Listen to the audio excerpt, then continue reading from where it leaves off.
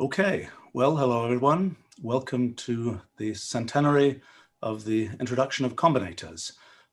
We're hoping to celebrate this this is exactly 100 years after the talk that was given by Moses Scheinfinkel in the building that there's a copy of behind me here. So I myself have been kind of a combinator enthusiast for about 40 years now. I don't believe I've ever talked about combinators in public before. And this is a particularly daunting way to do it because we have with us essentially all of the very large fraction of the world's experts on combinators. I think this is kind of channeling what it might have been like for Moses Scheinfinkel back 100 years ago on December 7th, 1920, as the Göttingen Mathematical Society got started, because probably sitting in the front row was David Hilbert, kind of the most prominent mathematician in Göttingen and perhaps worldwide at the time, ready to comment on Moses Scheinfinkel's talk. So I'm kind of channeling that feeling here. So what we're going to do is I'm going to talk a bit about combinators, explain a bit about what they are, their significance, some things we now know about them 100 years after they were first announced. Then when I'm done, we'll kind of turn it over to Q&A and discussion with our combinator experts and others. So, and by the way, I've since this event has been set up, I've been getting a big stream of interesting pointers from combinator experts saying, there's this interesting thing about combinators, that interesting thing. I'm not going to mention all of these things, but hopefully people will have a chance to do that afterwards. So what's the big picture of combinators? I would say that the event that we're celebrating here was kind of the seed that we can see led to the idea of universal computation, which has led to basically the possibility of computer technology, the idea of software, a lot of modern technology, and as we're now seeing, a lot of science that can be done, although that's something that's only emerging in very recent times. So it was a big deal. The seed that was sown was a big deal. It was also very hard to understand. The things that was said probably at Moses Scheinfinkel's talk were probably understood by the significance was understood by almost nobody at the time. Combinators have remained this kind of thing, which is a seed, an interesting thing, a footnote. What I want to do here is tell you about combinators and about why maybe they shouldn't be quite so much of a footnote. All right, let me go ahead and first of all, okay, so this is the chap who gave that talk 100 years ago now, Moses Scheinfinkel. This is a picture of him taken probably in the year after that talk was given. And the talk that he gave was entitled Elements of Logic, or Elemental der Logik. I can't do the German, sorry. We're not going to get that level of authenticity here. About 4 years later, paper appeared that was a summary of that talk. And so maybe what I should do is start off telling you what that paper said, and then I'll tell you about what Moses Scheinfinkel introduced and kind of how this all works. So here's an English translation of the beginning of this paper. It is in the spirit of the axiomatic method, as it has now received recognition, chiefly through the work of Hilbert, who might have been sitting in the front row, that we not only strive to keep the axioms as few and their content as limited as possible, but also attempt to make the number of fundamental undefined notions as small as we can. We do this by seeking out those notions from which we shall best be able to construct all other notions of the branch of science in question. Well, so then he starts off and says, as is well known, the fundamental propositional connectives of mathematical logic, which we reproduce here in the notation of Hilbert, are these. So what he's doing here is to say, this is what people build logic out of, not, or, and, implies, what is that one? Equivalence. So we're used to the idea, and people knew it at the time, that logic can be built out of those kinds of primitive notions. What had happened, and what Schoenfinkel goes on to say, that the reduction to a single fundamental connective is nevertheless entirely possible. And this was discovered not long ago, he says, by Scheffer. Actually, it was discovered before Scheffer by Peirce and other people. But what was it that was discovered? So we can represent standard logic by ands and ors and nots, but there's another possibility that was discovered, and that possibility is that we can also represent logic with a single operation, NAND. And what Scheffer showed, and in fact, Schoenfinkel reproduces this result on the next page of his paper, is that using the single connective NAND, you can generate all of the standard operations of logic. So for example, AND is P NAND Q, NAND P NAND Q. And what's some other examples here? Implies is P NAND Q, NAND P, and so on. So in other words, we can take what we thought of as something that was a kind of the basics of logic, and or not, and we can make it even simpler. We can represent logic in terms of just a single operation NAND. Okay, and so back in the day, Henry Scheffer had written a paper about that, and one might have said, who cares?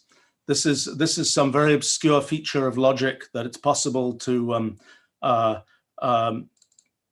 reproduce all of these logical expressions just in terms of NAND. You might say, who cares?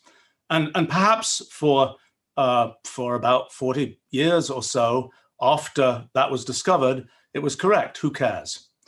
Well, now there's a quintillion versions of this that exist in the world, because basically every piece of, every microprocessor, every logic circuit is built using metal oxide semiconductors using NAND. So this thing that started as this obscure piece of mathematical logic, this obscure kind of reduction of logic into just NAND, turned out to be extremely technologically significant. And as I say, there's now a quintillion NANDs that are probably running right at this moment around the world in computers. Okay, so that was sort of Schoenfinkel's inspiration for what he did, was the idea that basic logic with ands and ors and nots could be reduced to just this single operation of NAND. So then he asks, he says, the successes we've encountered thus far encourage us to attempt further progress. We're led to the idea, which at first glance certainly appears extremely bold, of attempting to eliminate by suitable reduction the remaining fundamental notions. Those are propositions, propositional functions, and variables from all the contexts that we're dealing with. And then he says, then he goes on to say, and this is kind of the big sentence of his paper. Let's go back to his paper here. The big sentence, I think it appears on page 2, if I can get this. Yes, there we go. Is to say that that's okay. He says that this reduction of removing all of these kinds of notions, he says, it's remarkable to me in the extreme that the goal we've just set of removing all of these kinds of notions can be realized. Also, as it happens, it can be done by a reduction to 3 fundamental signs. So that was kind of the main thing that Schoenfinkel was talking about. Can you take all of these constructs that exist in defining mathematics and mathematical logic and reduce them to something simpler, as Scheffer had reduced standard logic to something simpler in the form of NAND? Okay, so the question is, what did Schoenfinkel actually do? So the basic idea that he started with was, we've got these expressions that appear in mathematical logic. They're things that say, for all x, this is true, that's true, et cetera, et cetera, et cetera. How can we break that down? How can we find a uniform way to represent all of those kinds of constructs? And what he realized is what we would now say is that everything that you write like that can be written as a kind of symbolic expression. At the time, he didn't have kind of the language to describe that, but that's basically what he was saying. So in modern times, what we would say is something like, we have some simple piece of, let's say, some mathematical kind of thing, and we know that in fact we can represent that thing, which looks like a piece of math, in some very uniform way, just saying it's power of x and 2, et cetera, a plus. Or we could say we could represent that whole thing as a tree, where we're just saying there's a plus at the top and then there's some powers that represent these kinds of things. And so what Schoenfinkel's first big sort of realization was, everything you can write down as a kind of mathematical expression or a statement in mathematical logic can be represented in this kind of way that we would now say it's like a symbolic expression. And in a sense, what he said was, okay, we've got this thing, but there are things here like power and plus and so on. Those are things that, in a sense, are just features of the way that we are giving meaning to this kind of construct. But there's a raw construct. There's just the pure tree that exists here. It's a little bit like in ordinary logic when we say P and Q, and that's kind of a symbolic P and a symbolic Q. Later on, we're going to say P means it's raining today, Q means I have an umbrella, and so on. We're going to give meaning to these things by sort of feeding that in from the outside. But what we have at the beginning is just the pure structure. So what he realized, and it was kind of a big thing to realize, is that you could represent all of these kind of mathematical statements in the form of what we would now call symbolic expressions. And those symbolic expressions could be represented in some sort of raw form just in terms of structure, in terms of some kind of tree-like structure. And then from the outside would come all the things that you would feed in, like the pluses and powers and twos and so on, that would give meaning to it. Okay, so then what did he actually invent? Well, so he invented these things, these combinators, and we can write them out in modern form here. And it's the fact that it's really easy to write these things out in Wolfram language is kind of might be a clue as to why I've been interested in these things for a long time. But that's what Schoenfinkel came up with: the S combinator and the K combinator. What are these things? These things can be thought of as kind of tree representing kinds of constructs. Okay, how does that work? Well, let's say we have something like this. We make up a big collection of S's and K's. There it is. This on its own does absolutely nothing. But what we can say is, let's imagine that we just feed in some specific variables here. Let's say A, B, and C, and we just say, let's use these rules that we have that define what S with 3 things after it and K with 2 things after it mean. Let's just use those rules and see what happens. Okay, so we got out of that this A of B of A of C. We can say, what's the tree form of that?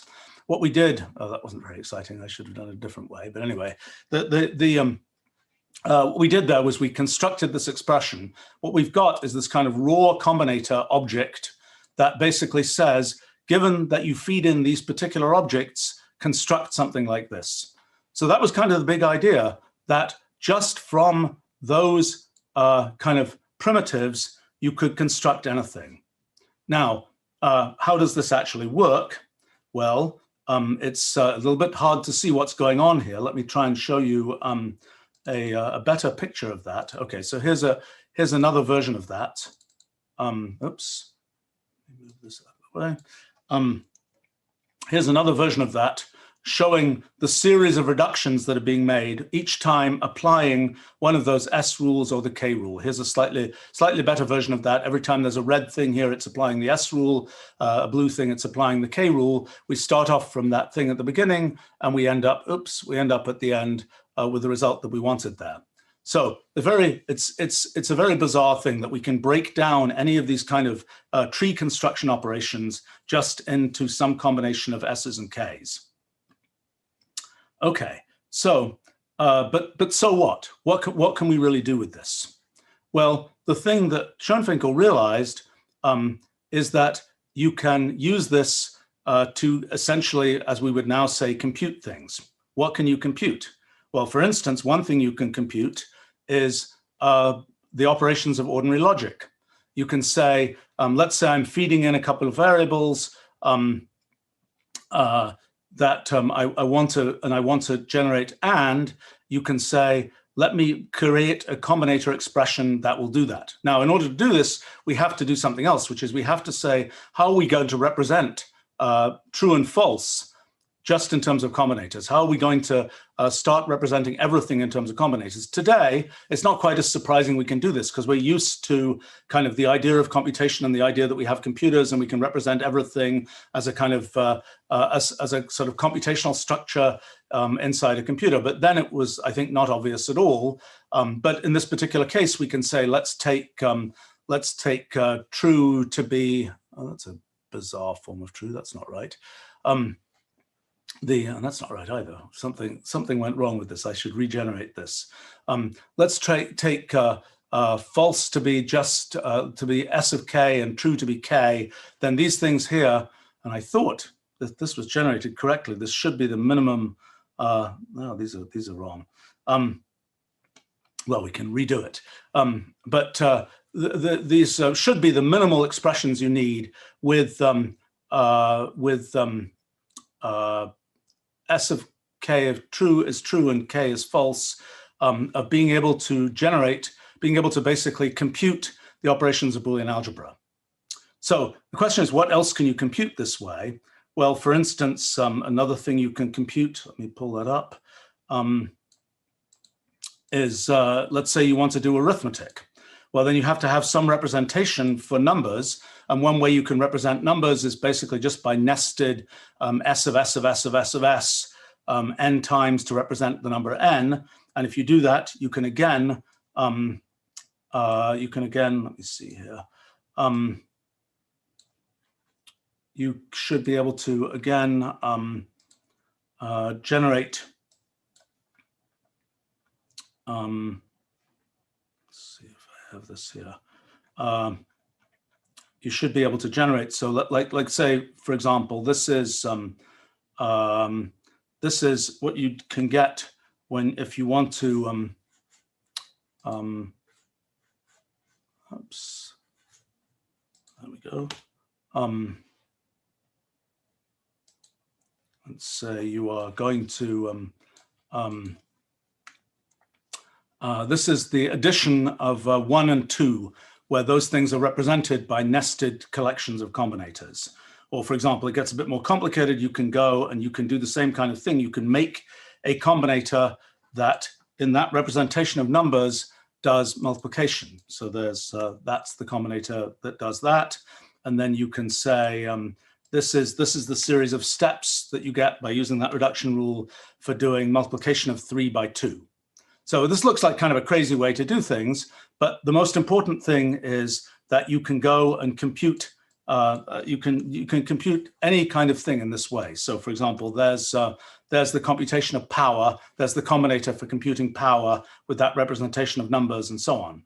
And if we go on, we can get to here's a combinator that represents a single step in the evolution of the Rule 110 cellular automaton, which we know is computation universal. So if nothing else, having this combinator, it's a big, complicated, messy thing. This is a program written in combinators that reproduces the Rule 110 cellular automaton. And we can go ahead if we want to, we could run it. That's just a picture of from my New Kind of Science book from 18 years ago now, of that combinator running to do the operations of the Rule 110 cellular automaton. Okay, so that's kind of the idea of combinators. We've got these two operations, these two things, S and K. We combine them. That's our kind of low-level machine code. With that low-level machine code, we're able to create things that will be able to construct any symbolic expression and then do, in the end, any computation. it wasn't obvious at the time that Schoenfinkel was around what on earth it might mean to do any computation. What he imagined was he was just trying to reproduce the objects in mathematical logic.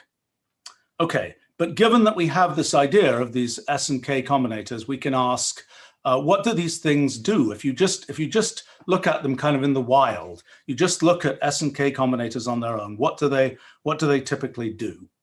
Well, so we can enumerate possible combinator expressions. Those are ones with three elements, and we can say, what do these do? Well, first thing we can do is just run them and see what happens. And what we find is that this is what happens with a few of those expressions. We just see after a few steps, they end up at a fixed point where they just have some collection of combinators to which the combinator rules no longer apply. Things just stop. We can just figure out, okay, that's the distribution of essentially halting times of how long it takes this combinator reduction to stop. But by the way, I just want to say that what I want to do here is I'm going to talk a bit about kind of combinators in the wild, combinators and how they behave. Then I'm going to talk a little bit about the context of combinators in terms of the history of mathematics and computation. And then I'm going to talk about Moses Schoenfinkel himself and what we now know, the things we've now pieced together actually just in the last few weeks or month about Moses Schoenfinkel. So, okay, first question is, what do combinators do in the wild? And the answer is, most combinators in the wild just run for a little while and then halt. By the way, for combinator experts, what I'm talking about right now is mostly leftmost, outermost evaluation. I'll talk about other things later. So that's the halting time distribution, I think, for size 6 combinator expressions. But then what happens is, as we get to, we can ask, well, what else can happen here? Okay, so the first really surprising thing that happens is when we get to size 7, we find this combinator expression here. And if we try running it, what happens? Well, the answer is it never goes to a fixed point. Instead, we just get bigger and bigger and bigger combinator objects. So here's the plot of what happens as a function of number of steps. This is the size of that S combinator expression as a function of number of steps. So this is the first non-halting combinator expression. So most of the time we just say, okay, we're doing these combinators, they're doing a computation, they get a result, that's the end of it. But when we get to this size 7 one, for the first time we have one that doesn't halt. And if we look, what does this do? Let's look at, let's say, the ratios of successive sizes on successive steps. And it's pretty weird that something as simple as the thing I just showed can make something that complicated, but we haven't kind of seen anything yet. If we look at, well, that's the distribution of halting times for the ones that do halt, we can keep going. We can say, what's the distribution of the time it takes for the combinator to halt versus the size of object that it builds versus the size of symbolic expression that the combinator builds. That's the result. So for example, here there's an expression that takes a certain number of steps to halt, but these all come from, I think these are all size 7 combinator expressions. This is a tiny little combinator expression, but it builds a pretty big thing here. So, oh, I guess I don't have the examples here with them. Oh, maybe I have some. Okay, so this is, that's a typical example of what happens. That's a tiny, I think that's a size 7 combinator expression. Unfortunately, I didn't label it properly here. This starts from that size. It runs for some number of steps, and then it halts at that size there. Here's another example. This is now running for what, 50-something steps. That's the combinator expression, and then it halts. There's another one, runs for a few more steps, then it halts. Sometimes these things can run for quite a while. That's one that runs for 300 and something steps before it halts. And again, all of these are very tiny programs doing rather complicated things. Sometimes you get nice nested patterns. Here's one that produces a a nested looking pattern. That one halts after 21,720 steps. Sometimes you get something that's more like growth. That's one that shows very regular growth. It just grows like square root of time, square root of number of steps. But if you look, for example, this is the collection of different kinds of things that can happen with size 8 combinator expressions, just looking at the ratio of the successive sizes. So it's kind of remarkable. You might think it's kind of remarkable that something this tiny could produce so much complexity in its behavior. Well, you can keep going. You can look at all kinds of different things. Sometimes they look like they're going to do complicated things for a while, and then they get simple again. Here's one that goes for, how long does this one go for? This one I think goes forever. If you look at what is it doing, it's producing something that's kind of like an integer exponent function, counting the number of zeros in a number and so on. Anyway, you keep going, you see all kinds of different things happen. Sometimes it looks as if one's going to get really sort of complicated random behavior, but after a while things stabilize and all looks good. Sometimes you get, sometimes you can ask the question, can you kind of tell what's going to happen in these combinators? And sometimes it's really hard. Like, let's say here's one. This is just a size, this is the size 9 combinator expression. That's it running for 10,000 steps. We can keep it going. That's it running for, oh, sorry, that was a different one, sorry. This is one running for 1,000 steps, same size. The question is, what is this going to do? Let's run it now for 10,000 steps. That's what it does. Okay, we say, what's going to happen next? That's what it does. We keep running it, we keep running it. There it is for 100,000 steps, still not clear what it's going to do. There it is finally for 100 million steps. And it turns out this particular combinator expression after 137,356,329 steps finally stops. So this is something where if we were going to try to predict what this is going to do, we would realize that this is very difficult. And this is kind of a sign of a feature of combinators, that they're capable of doing universal computation. And what we're seeing is kind of the sign of undecidability, the sign of the undecidability of the halting problem for combinators. Well, one thing I might say is, should it surprise us that these very simple rules can produce such complicated behavior? Should it surprise us, and should we care?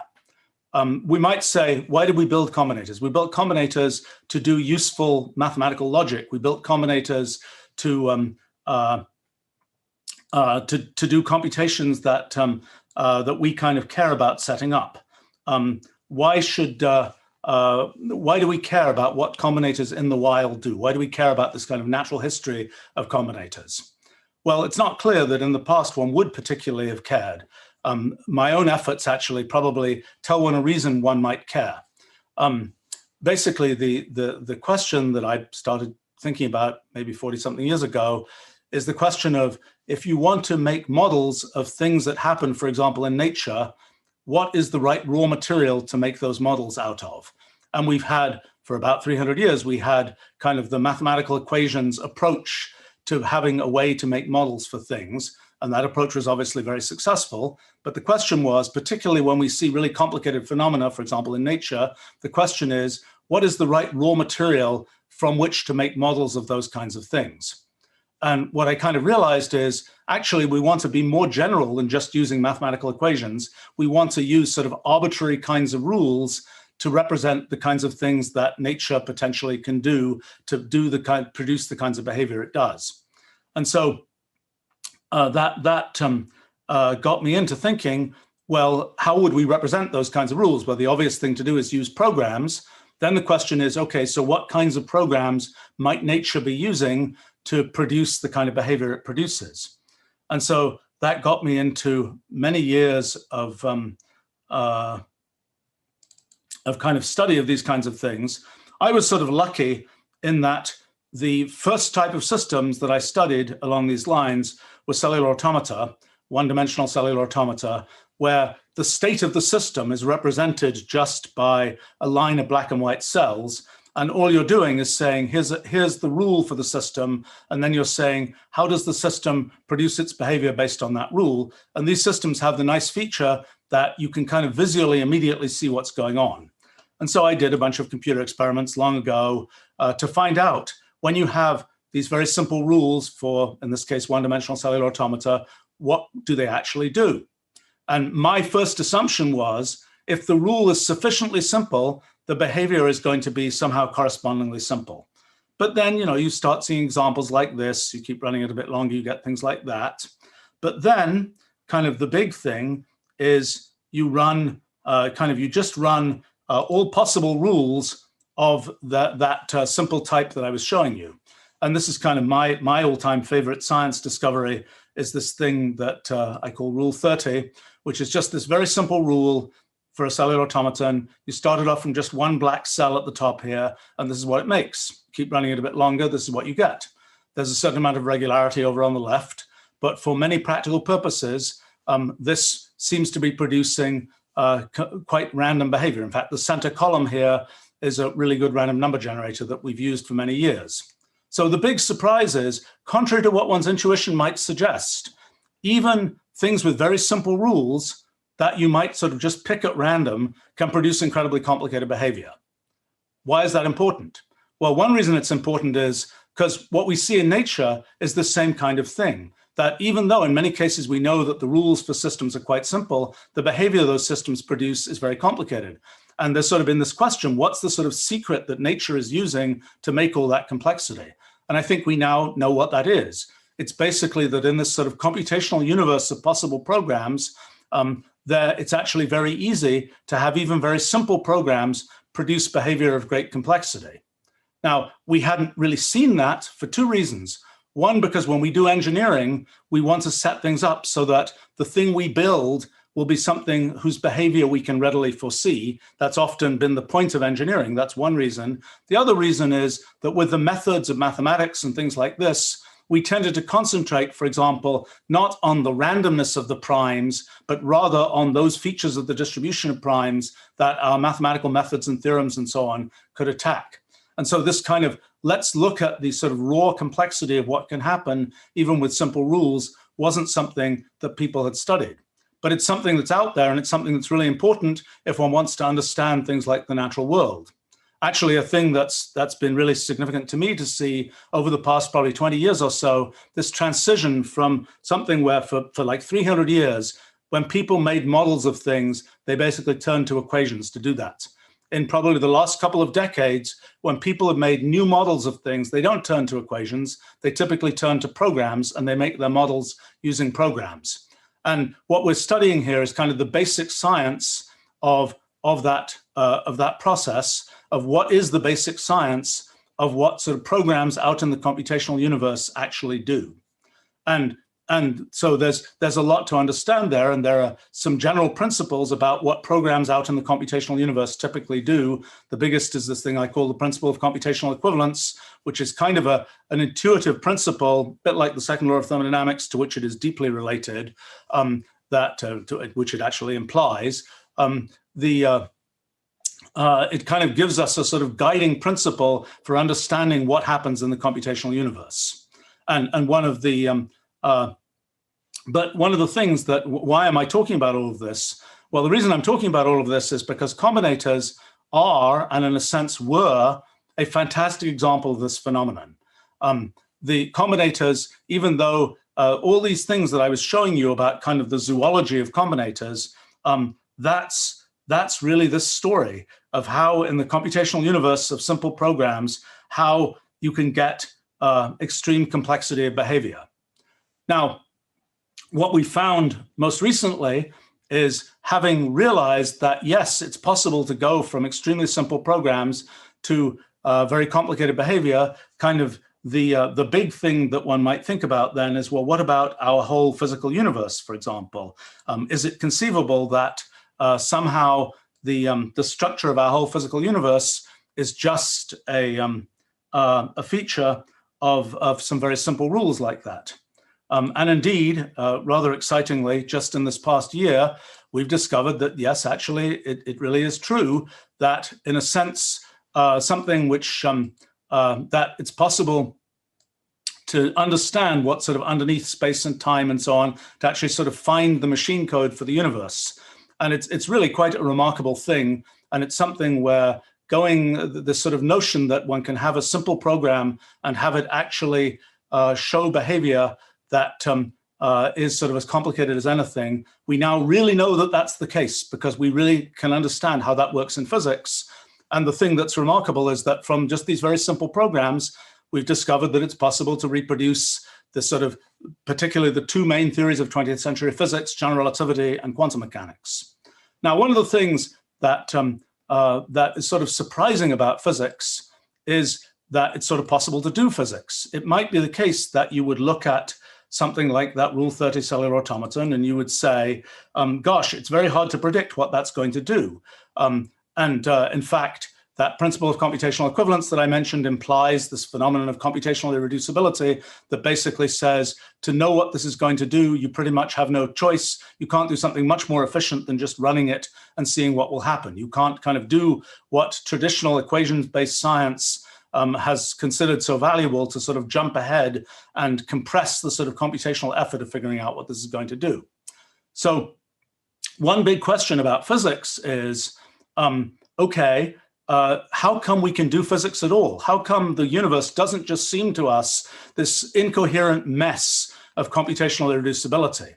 And I have to say that when I started thinking about how the physics might be based on very simple programs, that's kind of what I assumed was going to happen, that we would only be able to figure out what the first 10 to the minus 1,000 seconds in the behavior of the universe were and so on. But it turns out that that isn't the case. It turns out that within this kind of computational irreducibility, there are these kind of slices of computational reducibility. There are these ways in which, even though the structure that we get at the lowest level has this whole feature of computational irreducibility, there are ways to kind of take slices of that are easier to understand. And it turns out the two big slices we can take are relativity and quantum mechanics, and they're deeply related to each other. In fact, in some sense, they're the same theory. Now, why am I telling you this? Well, the theory that we have for physics is not combinators, but the theory we have for physics is deeply related to a lot of the kinds of things that we can understand from combinators.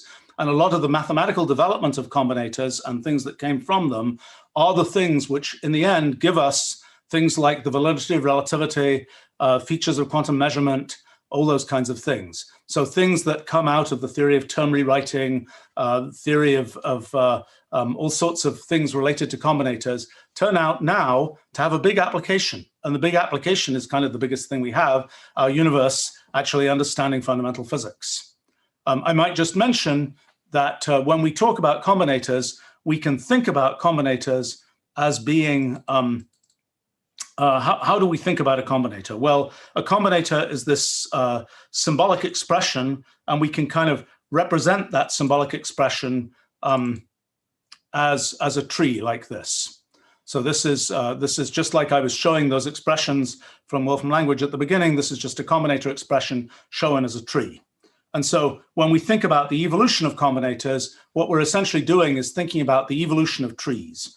What we've got with combinators are we've got these rules that it's a bug there.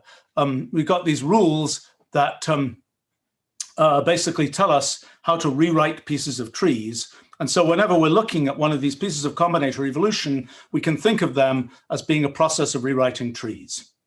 Well, when we, in our models of physics, what happens is that we have something very similar, not quite the same, very similar that's happening. Instead of thinking about trees, we're thinking about hypergraphs.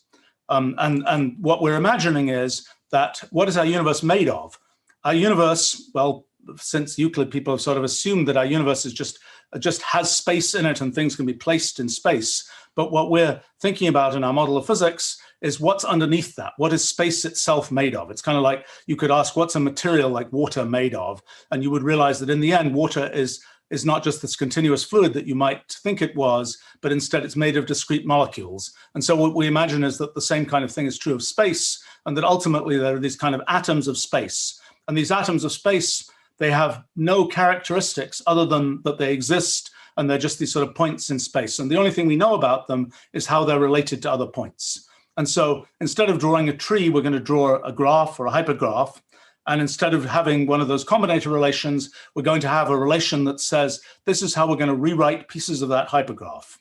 Okay, so if we do that, let's say we start with a hypergraph that looks like this, and we rewrite it a bit, we will get something that looks like this. We keep going for a while, we'll get something that looks like this. It's very much the same kind of thing that we saw in cellular automata. It's very much the same kind of thing that we saw in combinators, but now it happens to be in hypergraphs. What happens with these hypergraphs? Well, you can get all kinds of exotic things produced, but one of the things that happens is, here's an example of one that kind of knits this structure. You look at that structure is like a two-dimensional grid. So essentially this thing is knitting something like two-dimensional space. And so it turns out you can have other rewriting rules that knit things like curved space and so on. And the big thing is that just like you can go from kind of the discrete behavior of molecules in water, you can kind of zoom up to see what the fluid equations are for water as a continuous fluid. So you can do the same kind of thing from these underlying models. You can find out what is the kind of zoomed up version, what's the kind of large scale structure of a system like this when it has perhaps 10 to the 400 points in it. And the answer is the remarkable answer is that it is exactly Einstein's equations, that it exactly gives us the standard equations for space-time that come from quite generically from the kind of large-scale behavior of these kinds of systems. Much like in fluid dynamics, it ultimately doesn't matter that much what the underlying molecules are like. The large-scale behavior is always the same. That's actually a consequence also of this computational irreducibility phenomenon that I mentioned earlier. All right, well, let me not talk in detail about physics, but let me just say that's by way of motivation of why, even more than before, I care about combinators now, because it turns out that the ideas that came from combinators are deeply related to the kinds of things one needs in physics. Okay, so one of the things to say about combinators, and we can represent these combinators in all sorts of ways. We can kind of make them look a bit like a cellular automaton here, just writing out their Ks and Ss and so on like that. We can make nice 3D pictures of them that show kind of the size of the combinator as a function of number of steps and so on. You can do all kinds of things like that. It's pretty hard to understand how combinators work. This is a picture showing the size of a combinator expression, and that's showing where the combinator expression got rewritten, where the actual update rule that said S of XYZ goes to whatever was applied. Okay, well now let me add even more complexity to this situation. So the issue is where are the updates actually going to get applied? By the way, in terms of looking at sort of how combinators behave, another thing one can do is one can say, well, when we build these trees, they're kind of inefficient, because in a sense, a lot of subtrees are the same in these trees. And so in sort of a computer sciencey way, we can turn that into a DAG, and we can ask, what is the evolution of combinators in terms of DAGs? And you get things like this. And no, it's not easier to understand what's going on in terms of these DAGs where we kind of shared all possible common sub-expressions than it is in the original tree form. At least it isn't easier for me. Okay, well, so the next big question is, if you have a combinator expression, let's say you have this expression here, you can see that there are a variety of places. The red pieces here mark where the S rule applies. The blue pieces mark where the K rule applies. So one of the features of this is there are multiple different places where these rules can apply. So one of the questions is, if you're given a combinator expression, you're told, what does this combinator expression turn into? How does it evolve? What you realize is that there are many possible ways that you can go. There are many possible paths you can take. And in fact, there's a whole, you can start characterizing those different possible ways. So for example, and one feature, one important fact is that if the combinator expression is going to terminate, then it doesn't matter what path you followed. You'll always get the same result. So there are a variety of different, you can think about a variety of different evaluation rules that you can use. Here are some examples of different kinds of rules you can use for what do you evaluate first. I have to say that as a designer of computational languages, I've been very interested in trying to see whether one can parameterize these kinds of evaluation orders in a way that's actually useful for people. I tried back in my system called SMP back in the 1979, I tried to make a sort of parameterization of this. I don't think anybody, including me, ever understood how to use that parameterization. In Wolfram language, we end up with just basically two cases. Either you evaluate things by going to the innermost depth first thing first, or you hold the arguments of a function and you kind of evaluate everything in one gulp, which is essentially leftmost, outermost. But there are a variety of different kinds of possible evaluation orders that you can use. Okay, again, why do we care? Well, there's a lot of importance to this in the theory of combinators, but for physics, there's a very good reason we care. This business about being able to take all these possible paths, that is quantum mechanics. The version that we understood in combinators is a very early version of that, but it's the same phenomenon as the phenomenon that leads to quantum mechanics. In classical mechanics, we kind of have this idea that sort of definite things happen. There's a definite path that things follow. In quantum mechanics, we have the idea that sort of all possible paths are followed, and we only get to know certain amplitudes of different things that happen. Well, the reason that happens is because in our hypergraphs, for example, just like in combinators, there are many possible evaluation orders. There are many possible different updates that can be made. And in a sense, we're following all those possible updates. And one of the big mysteries of quantum mechanics is, so if there are all these possible things that can happen, why do any of us think that any definite things happen at all? Well, the answer turns out to be the same reason that when you evaluate combinator expressions, it doesn't matter what path you follow. If they terminate, at least you'll always get the same answer. That phenomenon is the same phenomenon as the phenomenon that leads to essentially objective reality in quantum mechanics. It also happens to be the same phenomenon that leads to relativistic invariance, that leads to the fact that you kind of experience the same physics regardless of what reference frame you're in space-time. Okay, let's see how we can understand some of that. So one of the questions is, if we have a combinator expression and we say, we can rewrite that combinator expression in a variety of different ways. We can choose a different place, a different match for the rules and use those different possible matches. So this is now a graph that we can get. We call these multi-way graphs that show what the possible rewrites can be. And in this particular case, what we're seeing is we start off with this combinator expression here. There are two possible rewrites at the beginning. There are various different things that happen, but all paths lead to the same result. They all lead to the same fixed point. They're all, and this is, and so the key fact here, the so-called Church-Russell property or confluence, is that whenever there's a branch, there's also a merge. Now, there's a generalization of that we call causal invariance, which is relevant for things like the universe. The universe, so far as we know, doesn't halt. It doesn't stop. It doesn't get to a final result. It doesn't say the answer is 42 or anything. It just keeps going. And so it's a little bit more subtle what happens. And I will tell you, and this is kind of the big homework for some of the perhaps combinator experts here, is we don't quite know what the correct analog of causal invariance, as we have formulated it for hypergraphs and string rewrite systems, is for combinators. There undoubtedly is one, but we haven't got it quite right yet. Okay. So what happens with these combinator expressions? Well, let's take a look here. So this is, for example, a particular combinator expression, and it's just showing the size of the combinator expression, and it's showing eventually it reaches a fixed point. This is a multi-way graph that I'm showing here, and this particular path, this orange path, is probably the leftmost outermost evaluation strategy, which gives that result. But if we pick different strategies, so there's another example, we're showing that's a size 7 combinator expression. Eventually, it ends up with a size 40 result. And this is a particular evaluation order, a particular path through this multi-way graph, a particular quantum history, effectively. So we can keep going. We can get much bigger versions of this. We can look at, so these are sort of typical multi-way graphs. One thing we find is that in combinators,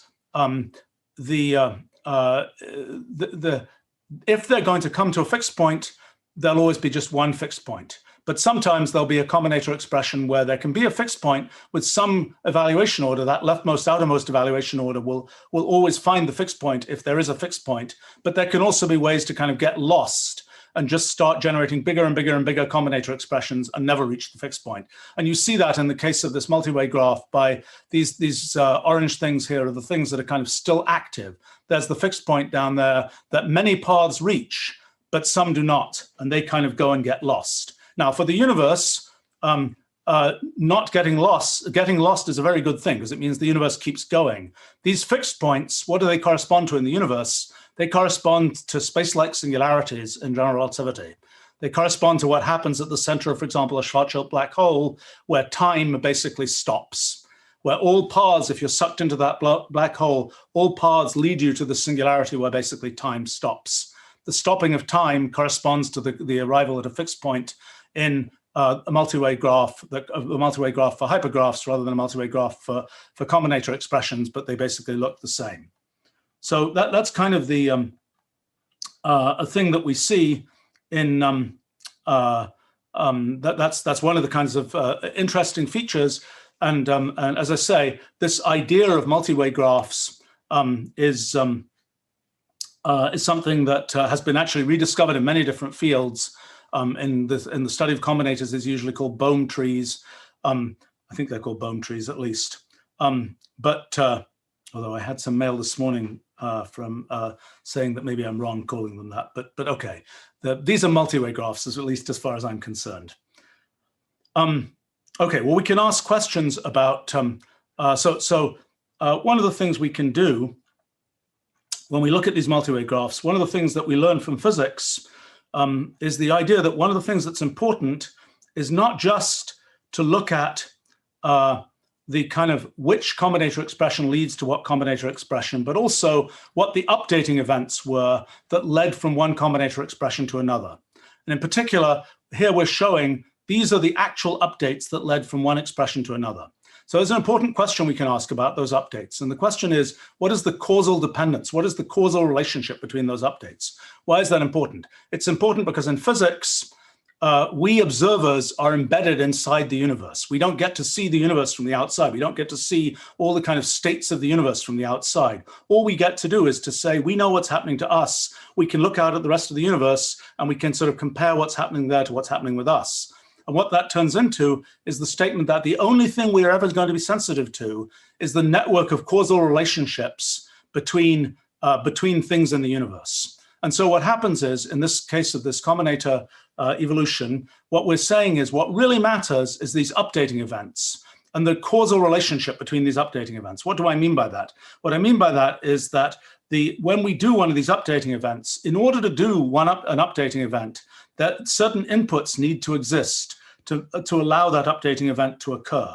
And we can kind of trace what inputs need to exist for that updating event to occur. So for example, let's look at this. This is a string rewriting system, simpler than combinators. We're just saying there's a sequence of A's and B's, and we're just saying there's a particular rule that says how to rewrite the string based on saying, what does it say? It says BB goes to A, and it says A goes to BBB.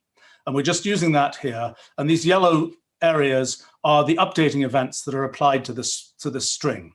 Okay, so what we can ask now is, for this updating event here to be done, it has to be the case that this updating event here has already happened. No, this updating event here has already happened because we need that B there.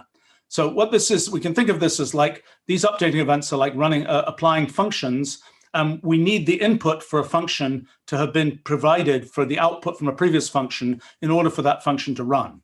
So we can essentially build a causal graph that represents the causal relationships between those updating events. Okay, so here's the causal graph for that particular case.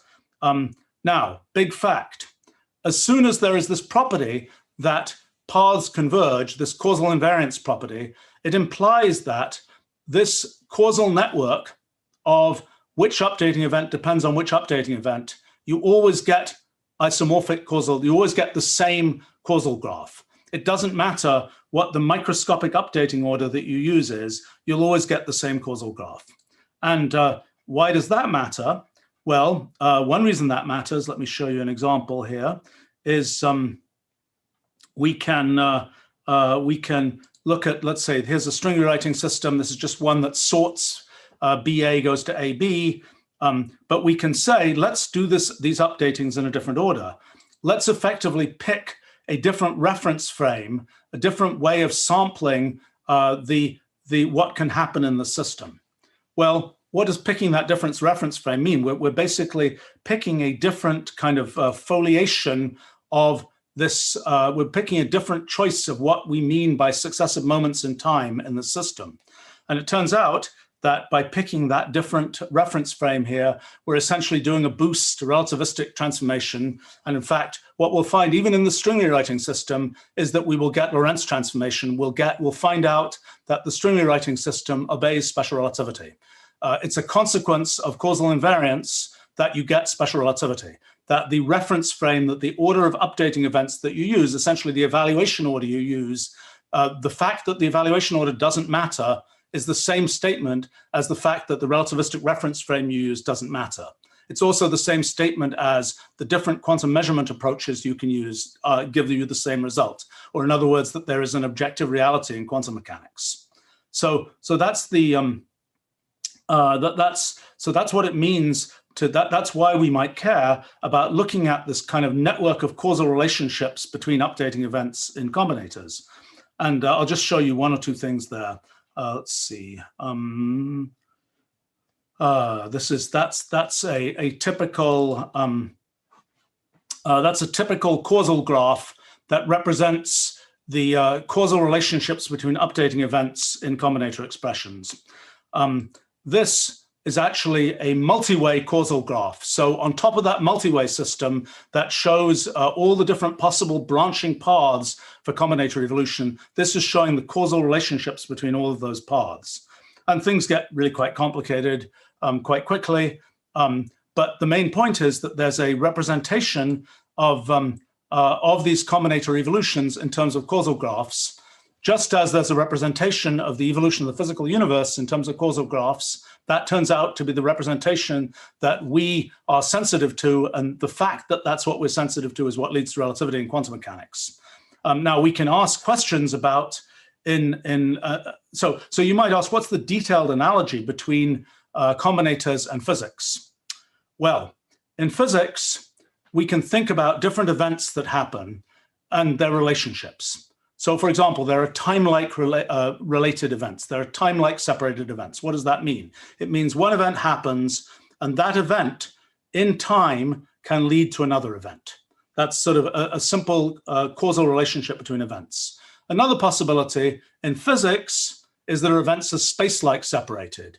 That means that we can essentially foliate this, the causal graph in such a way that we say that those two events are happening simultaneously in time. So that's saying that we've got this causal graph and we're drawing these foliations where the causal graph defines a partial order between events. It says what events have to have happened before some other event can happen. But what this is saying is there's a way of picking our notion of how time runs so that these events can be considered to happen simultaneously.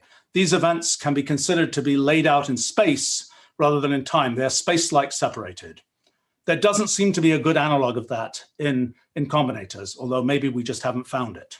But that's a very important thing for the universe, that it's possible to have space-like separated events, that it's possible to have a meaningful notion of space.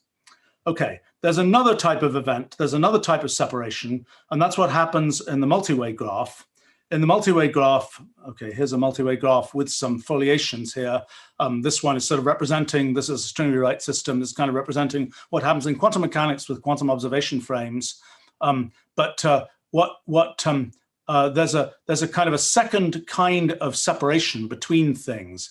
And that second kind of separation is what we can call branch-like separation. It's a separation where those things occur on different branches in the multi-way system. Okay, so what is branch-like separation? Branch-like separation is another kind of way that things in the universe can be separated from each other. And that kind of way is just like when we lay things out, we can think of things being laid out in time, in space. We can also think about things being laid out in what we call branchial space. in the space of possible branches. And that branchial space is kind of the slice across the multi-way graph. And that branchial space, I thought I had some pictures. Oh dear, where did they go? Yes, here we go. That branchial space is we take a multi-way graph and we foliate the multi-way graph. There are a variety of different foliations we can use. Those correspond to different relativistic reference frames or different quantum observation frames, different choices of quantum measurements. But in any case, we can take slices across here and we can ask, how are these states here related when, by looking at, for example, their common ancestry in this multi-way graph. And so we can essentially draw the notion, and this is being drawn now for combinators. This is showing in a sense the branchial space of combinator expressions. This is showing how related are combinator expressions in a particular reference frame with respect to this multi-way graph. And things get quite complicated quite quickly, but this is branchial space. This branchial space for combinators. We can draw branchial space also for the physical universe. Branchial space for the physical universe represents kind of a distribution of quantum states. This is showing essentially a map of the entanglement of quantum states in the case of the physical universe. And so there are all kinds of interesting phenomena, like just as there's a speed of light, which is a maximum speed in space, there's also a maximum entanglement speed in branchial space and so on. And sort of one of the big results of our physics project is that when we look in physical space at GD6, at shortest paths in physical space, the equations that govern kind of the paths of GD6 are the Einstein equations. And basically they say a geodesic is deflected by the presence of energy in the universe. So geodesic is deflected by the presence of energy or mass, and that's the force of gravity that's deflecting that geodesic. And so that comes out in our models from when we're just looking at ordinary space and at ordinary space derived from causal graphs and so on. What's the analog in branchial space? Okay, so we can also look at GD6 in the multi-way graph. We can look at GD6. We can look at the paths of GD6 in branchial space. And so one of the things that's kind of my favorite fact so far from our physics project is that the equations that tell you the deflection of GD6 in branchial space, those equations are related. They relate the presence of essentially quantum of energy in branchial space to the deflection of GD6 in branchial space. Those equations are the Feynman path integral of quantum mechanics. So it's kind of a remarkable thing that the Einstein equations in relativity are the same phenomenon as the path integral in quantum mechanics, just played out not in physical space. The quantum mechanics is played out in branchial space. And so question would be, what's the analog of that? What is the analog of quantum mechanics for combinators? How does that work? What can we say about the analog of the path integral and so on for combinators? And because they have the same idea of branchial space. Okay, well, actually combinators have one thing in addition that isn't in the physical universe. They have, not only do they have time-like separation, they don't really have space-like separation. Their space is pretty trivial. They're just full of black holes and other weird sort of deformations of space. They don't really have this notion of extended space in the way that hypergraphs do. They also have branch-like separation. That's what gives us this branchial space. Oh, I should have said, by the way, that the coordinatization of branchial space that I think is deeply related to a bunch of combinator of things that have been done with combinators. The coordinatization of branchial space is the story of how you actually get things like quantum phases in quantum mechanics, and it's very much the story of how quantum mechanics in detail works. By the way, one of the things that's also pretty nice about thinking about sort of physics at this, the machine code of physics is one way you can figure out whether you're right about how it works is you can essentially try and compile existing things to this machine code for physics. And we've been pretty successful recently in essentially compiling the standard formalism of quantum computing into kind of the machine code of these models based on hypergraph rewriting, also compiling, Jonathan Gorard just got results just in the last few days showing actual black hole simulations based on based on compiling things into this sort of low-level machine code of hypergraphs. Well, okay, so combinators have one twist that goes beyond what we see in physics. They have another form of separation that one might call tree-like separation. And so what happens in combinators is, in addition, do I have a picture of this? In addition to, that's a zoo of multi-way graphs for combinators. In addition to the separation that you get by having, maybe this is one, no. In addition to separation that you get in time, in space, in branch shield space, you also have tree-like separation, where essentially one combinator form can be nested inside another combinator form. That's something which we don't have, I think, in the physical universe. There is a theory called scale relativity that kind of suggests that it sort of posits that kind of thing to exist in the physical universe, but I don't think that's really the way it works there. So, okay, that was a little bit of an introduction to combinators and why we care about them. Let me just mention a few more things about sort of the combinators in the wild, and then we'll talk about a little bit of the history of how combinators have fitted into the history of mathematical logic and the history of computation, and then I'm going to talk about Moses Scheinfinkel. So, one thing we can do, one sort of interesting direction, once we have this idea that we can kind of compile everything into combinators, we've got sort of this very simple basis for computation, we can start asking things like, can we understand things about computation just by compiling it into this very simple basis? For example, we could say, a thing people study is computational complexity theory, where we're asking, what is the fastest running program that computes a particular kind of thing? Well, when you have a very simple representation of programs, you can actually go ahead and start asking that question empirically. And I've done that for Turing machines and other kinds of things before, but let me show you some results for combinators. So these are memory time trade-offs for combinators. So these are basically showing when you're going to compute things, this is showing, I think this is time and that's memory. This is showing there are things that you compute, and sometimes there will be a more time efficient way to do it that uses more memory and the other way around, but this is kind of giving you sort of empirical computational complexity theory. We can then ask questions like, when you find the simplest program, when you find the smallest program that computes something, how does it do it? Does it have just one idea for doing it? Or does it have many different ideas for doing that computation?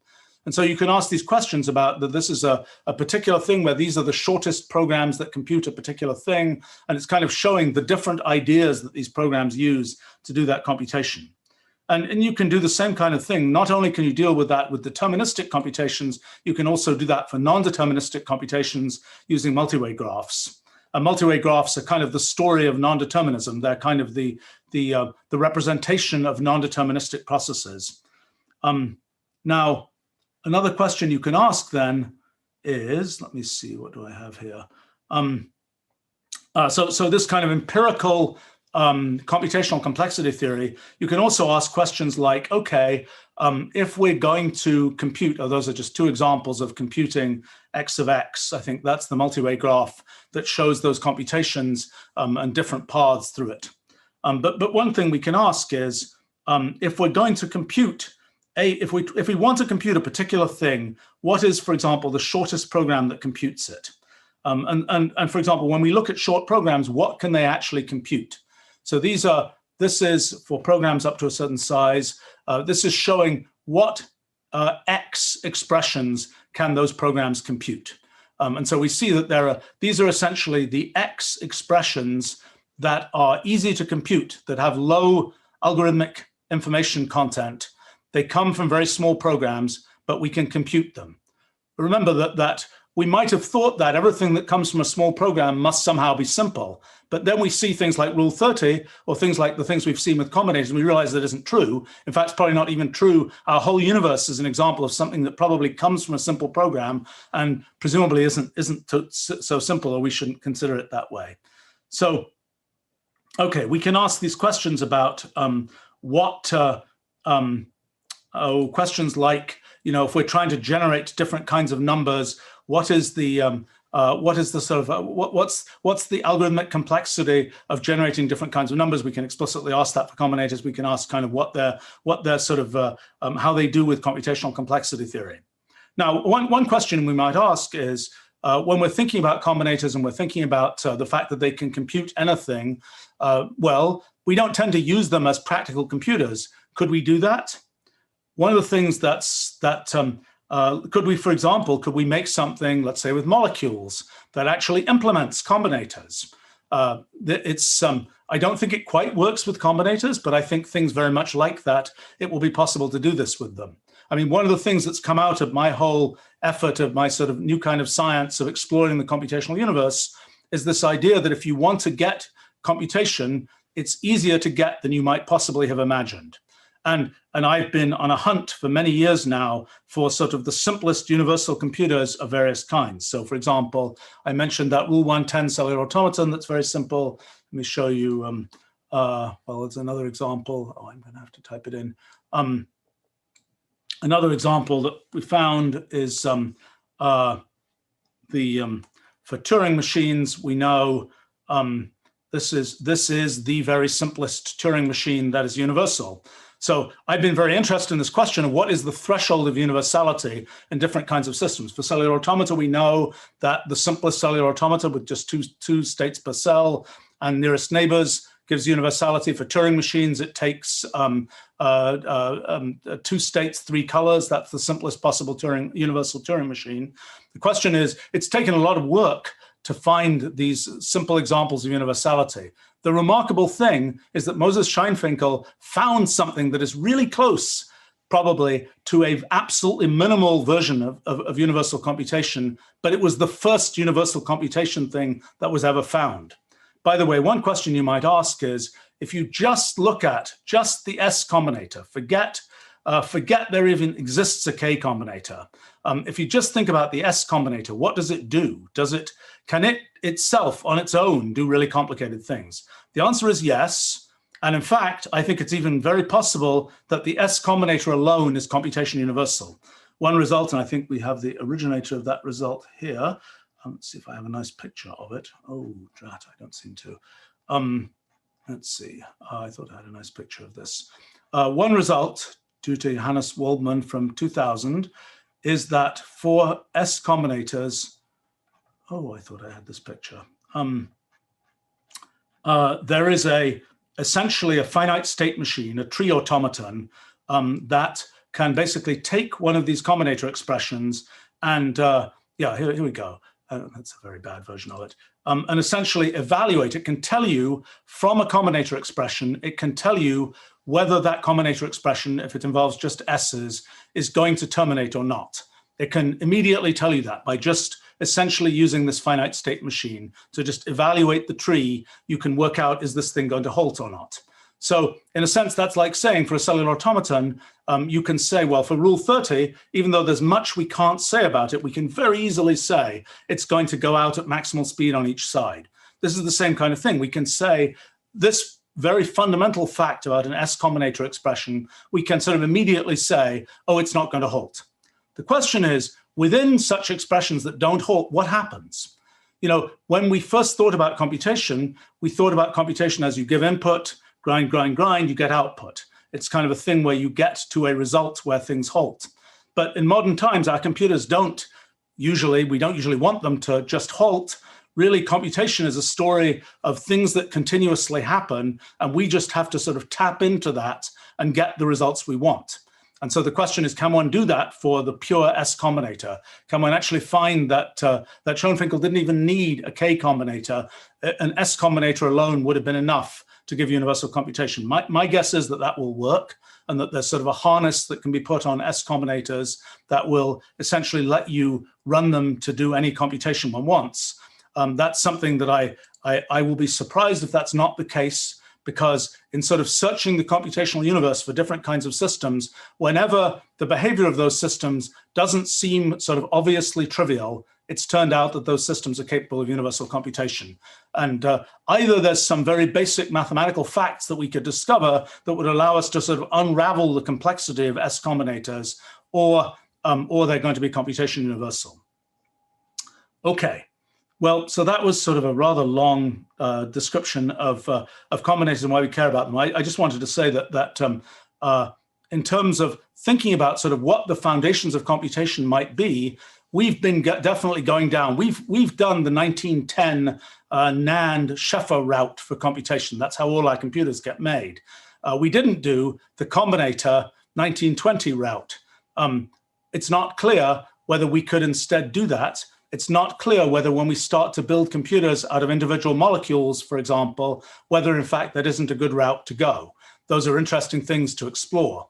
I mean, I might say, just sort of in the big picture of kind of how we think about computation, one of the things that sort of my realization about the nature of computation is from what we see about very simple computational systems being able to produce such complexity of behavior, one of the things, and that we so easily get universal computation, one of the things we realize is that there's sort of this ocean of computational possibility that exists out there. The question for us as sort of humans wanting to use this is, how do we take the things that we want to do and map those things into this sort of ocean of computational possibility?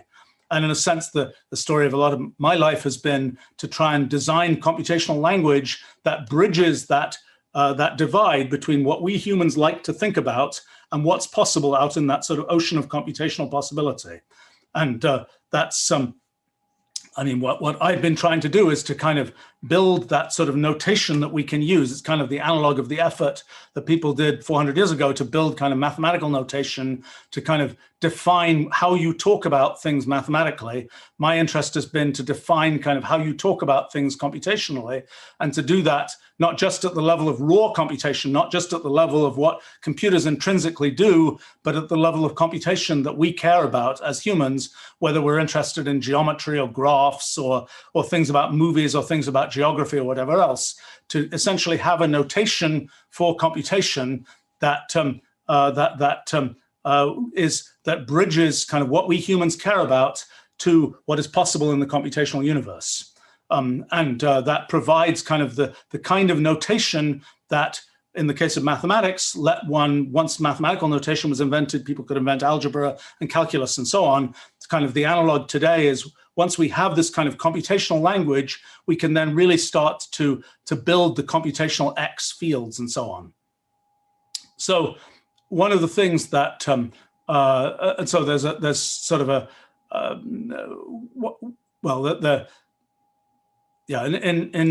one thing to mention about computational language design, it's all about kind of matching what humans can understand with what's possible in the computational universe.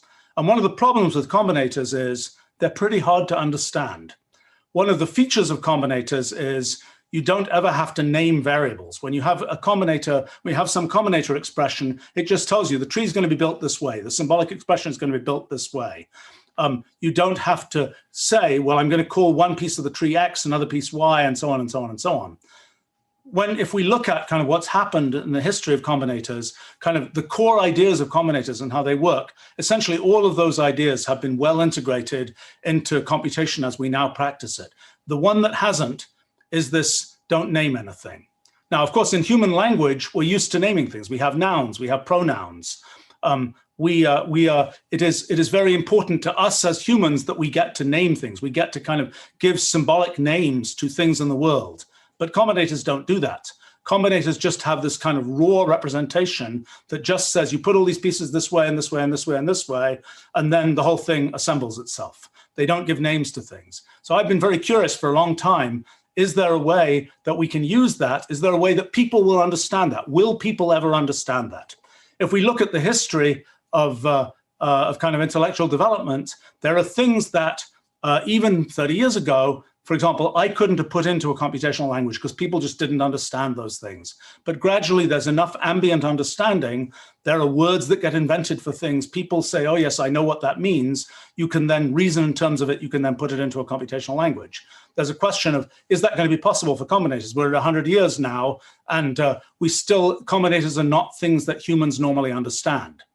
Now, one thing I might say is that combinators, in a sense, they've taken this idea of symbolic expressions and they've kind of washed all the meaning out of them. You know, when we write down a symbolic expression, it has a plus and a times and a this and that in it. We say there's a plus, there's a times. We know what those mean. But with combinators, we're kind of washing all of that out. And it's just a bunch of S's and K's. How do we is that useful? Is it useful to do that? Is it useful to have these kind of washed symbolic expressions that have nothing, they're just kind of the pure skeleton? Well, I have to say, I never really thought it was particularly. But then I realized that, well, I've spent my life basically building computational languages that are based on symbolic expressions. They're based on symbolic expressions where there are actual names for the elements in those symbolic expressions. Maybe in Wolfram language today, there are about 6,000 of these names that represent different kinds of things, whether it's geopositions or whether it's chemicals or whatever else. That idea of symbolic expressions with names, that's what's useful. But then I realized, as we're building this model for physics, I realized, in sort of an embarrassment for me, that these symbolic expressions that I've been using for 40 years, actually, the skeleton version of those basically is physics. In other words, if you take symbolic expressions and you get rid of you scrub out all of the actual meaning, and you just take the structure, and actually in the physics ones we're dealing with, they're just sort of two-level symbolic expressions that represent these hypergraphs, the life of those kinds of things seems to be physics. And so, in other words, it's like with combinators, where we kind of scrubbed out all the meaning. What do we have left? Well, we have combinators. The close analog of that for hypergraphs seems to be physics. So again, it's something where what Moses Scheinfinkel talked about 100 years ago was something where he's kind of scrubbing all the meaning out. And what do you get? Well, one of the things you seem to get is physics. Okay. Let me talk a little bit. I'm running way over time, and maybe I should skip. I want to just give some kind of indication of kind of the historical arc of combinators and how they relate to other kinds of things that that sort of happened. I would say that the whole effort of Moses Scheinfinkel is part of a long arc of sort of representing things in a formal symbolic way. And I suppose one could trace the earliest examples of that to antiquity, to basically logic and geometry. Aristotle was cataloging animals and cataloging all kinds of things. And one of the things he wanted to catalog was arguments and forms of arguments. And that led him to basically come up with logic as a representation, as a disembodied symbolic representation of forms of arguments. And so many years went by, many things happened. But then by the time we got to, the 1800s, there's sort of a question that arose. People started realizing that there were things like logic had come out of sort of the actual arguments people make. Things like Euclidean geometry had come out at that time of the actual way that space seemed to work.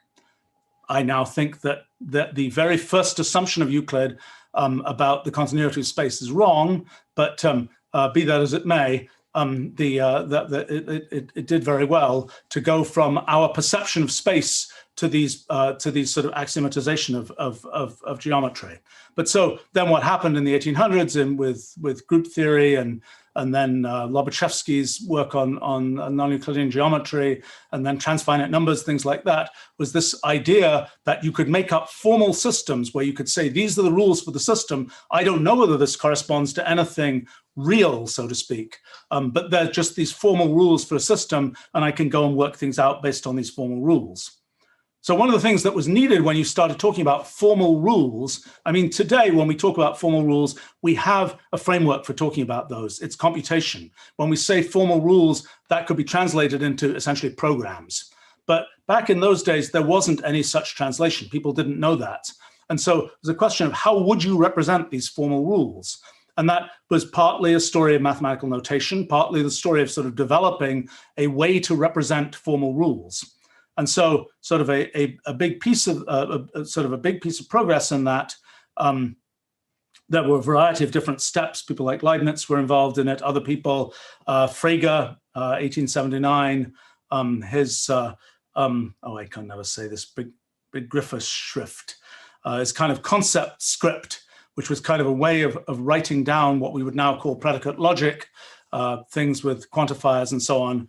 He had this rather elaborate graphical notation, which I kind of wonder whether it actually might be useful in modern times, now that it's really easy to have sort of graphical input for things and so on. I don't know. But in any case, he had kind of an effort to sort of represent everything in terms of predicate logic with this kind of script. Then see, I think this is Piano probably.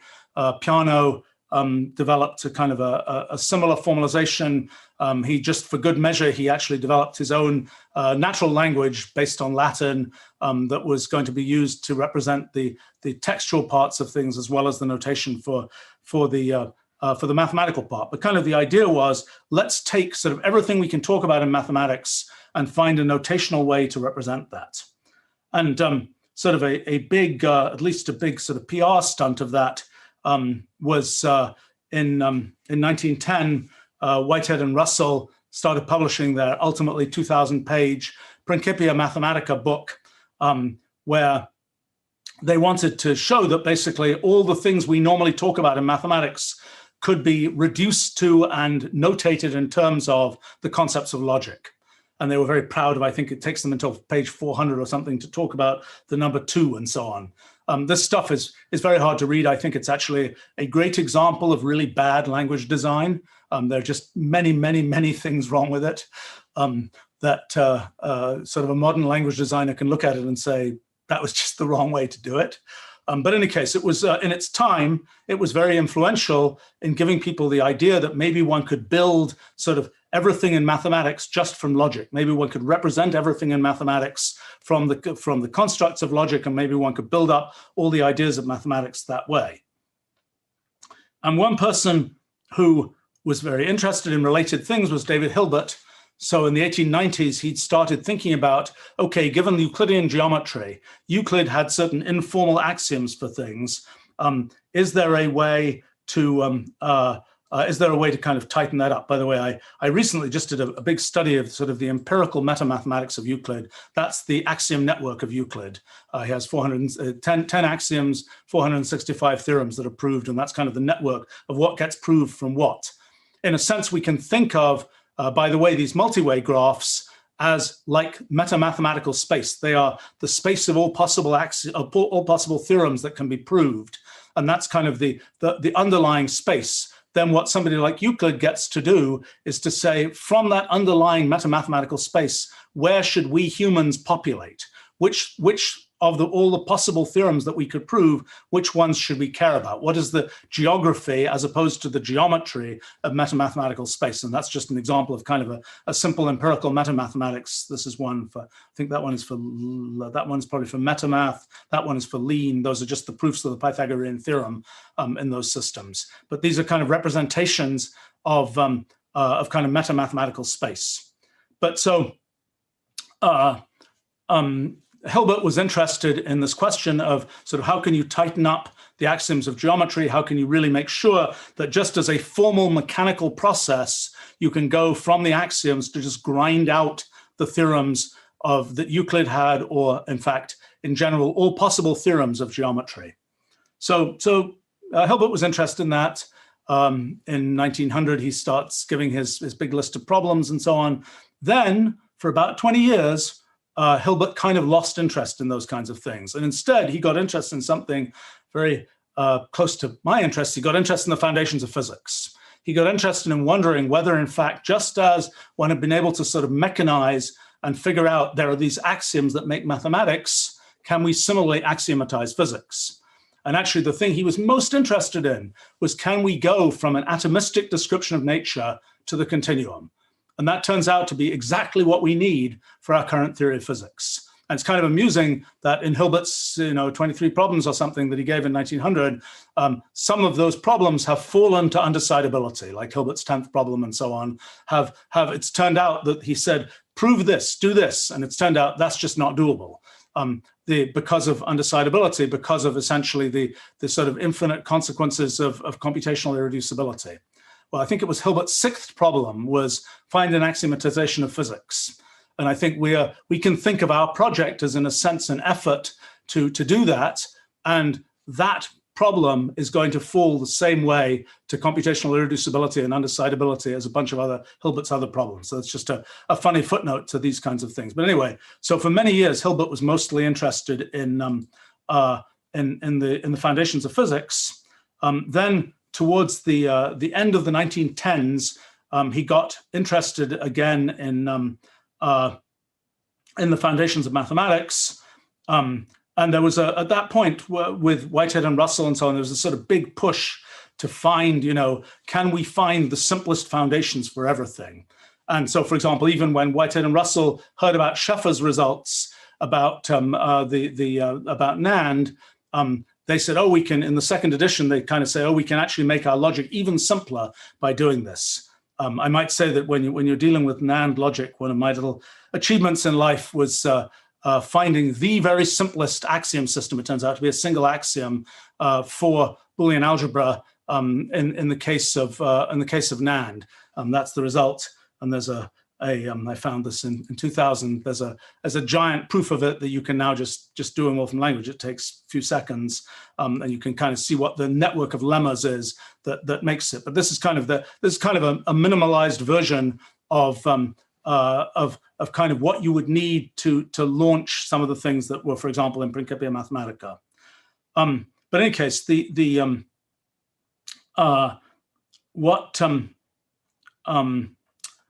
so that was kind of the setup.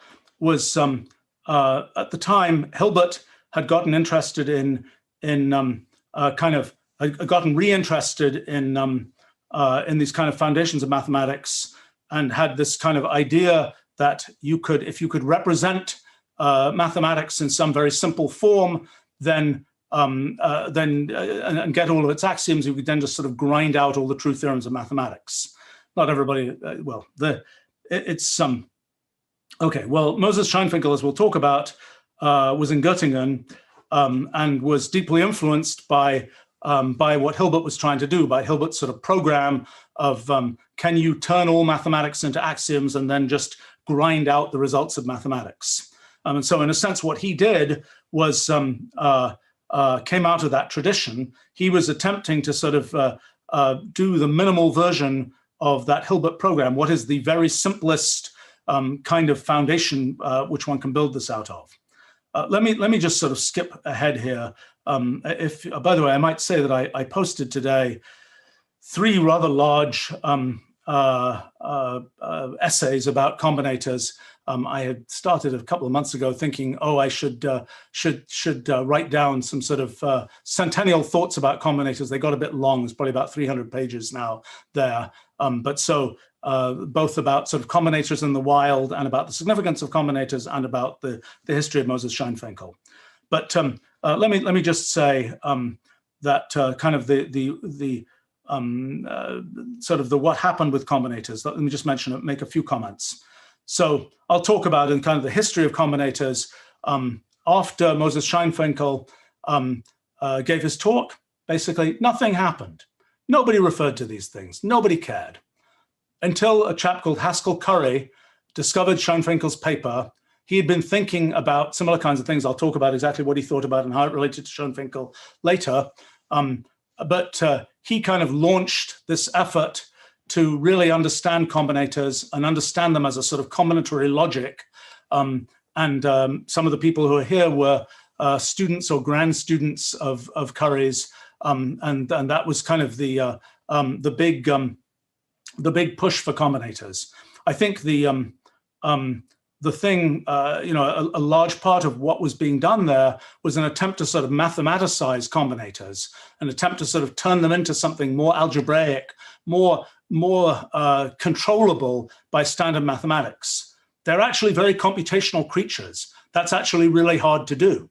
What was done, though, was slicing through various aspects of what combinators do. And what I think is interesting and very significant is some of those slices turn out to be exactly the same slices that we're now finding are relevant for physics. They're the things that make physics possible, basically. And I don't think we're done with mining what one can learn from those efforts with things like combinators to understand things in physics. And by the way, things in physics inform new ways to think about the kinds of things one's thought about in the case of combinators. But let me talk a little bit more about a couple of things here. So first question is this idea of computation. So in combinators, we had combinators were just this thing that in a sense seemed almost notational. Is there a way of representing these expressions of mathematical logic? Is there a way of sort of having mathematical logic work just through something simple like that? Well, then the question came up, how does that, how general is that idea? So, Hilbert's program of let's just find the axioms and grind out the theorems, the big thing that went wrong with that was Gödel's theorem. Let's see, is this the right page? Yes, there's the right page. And so Gödel's theorem, which arrived in 1931, basically the one way to think about what Gödel did is he showed that it's possible to basically compile anything into arithmetic. So people had thought about, in a sense, Schoenfinkel was one direction of how can you build up everything in mathematical logic? Another direction had to do with recursive functions. Fibonacci had his in the 1200 had an example of a recursive function. Even before that, there were examples of the Fibonacci function. But it was known in the 1920s, there was a whole bunch of study of recursive functions. People at first thought maybe the primitive recursive functions will be all that was needed to represent all reasonable functions. Then along came the Ackermann function, I think it was 1936, that shows that that's not the case. But the idea that you could sort of represent all reasonable things in terms of recursive functions, that was kind of a notion, one of the possible sort of foundations you could use for mathematics. The thing that Gödel did was to show that lots of mathematics and lots of things that you might have thought of were meta-mathematics, like statements like this statement is unprovable, that things like that could be compiled into pure arithmetic, that they could be turned into statements about factorials and equations with integers and things like this. And that fact was what showed that undecidability was a thing in mathematics and so on. But in a sense, what was done was, it was saying you can take all this stuff in mathematics, you can just compile it down to simple arithmetic. And Gödel also used general recursive functions. That was part of his sort of story.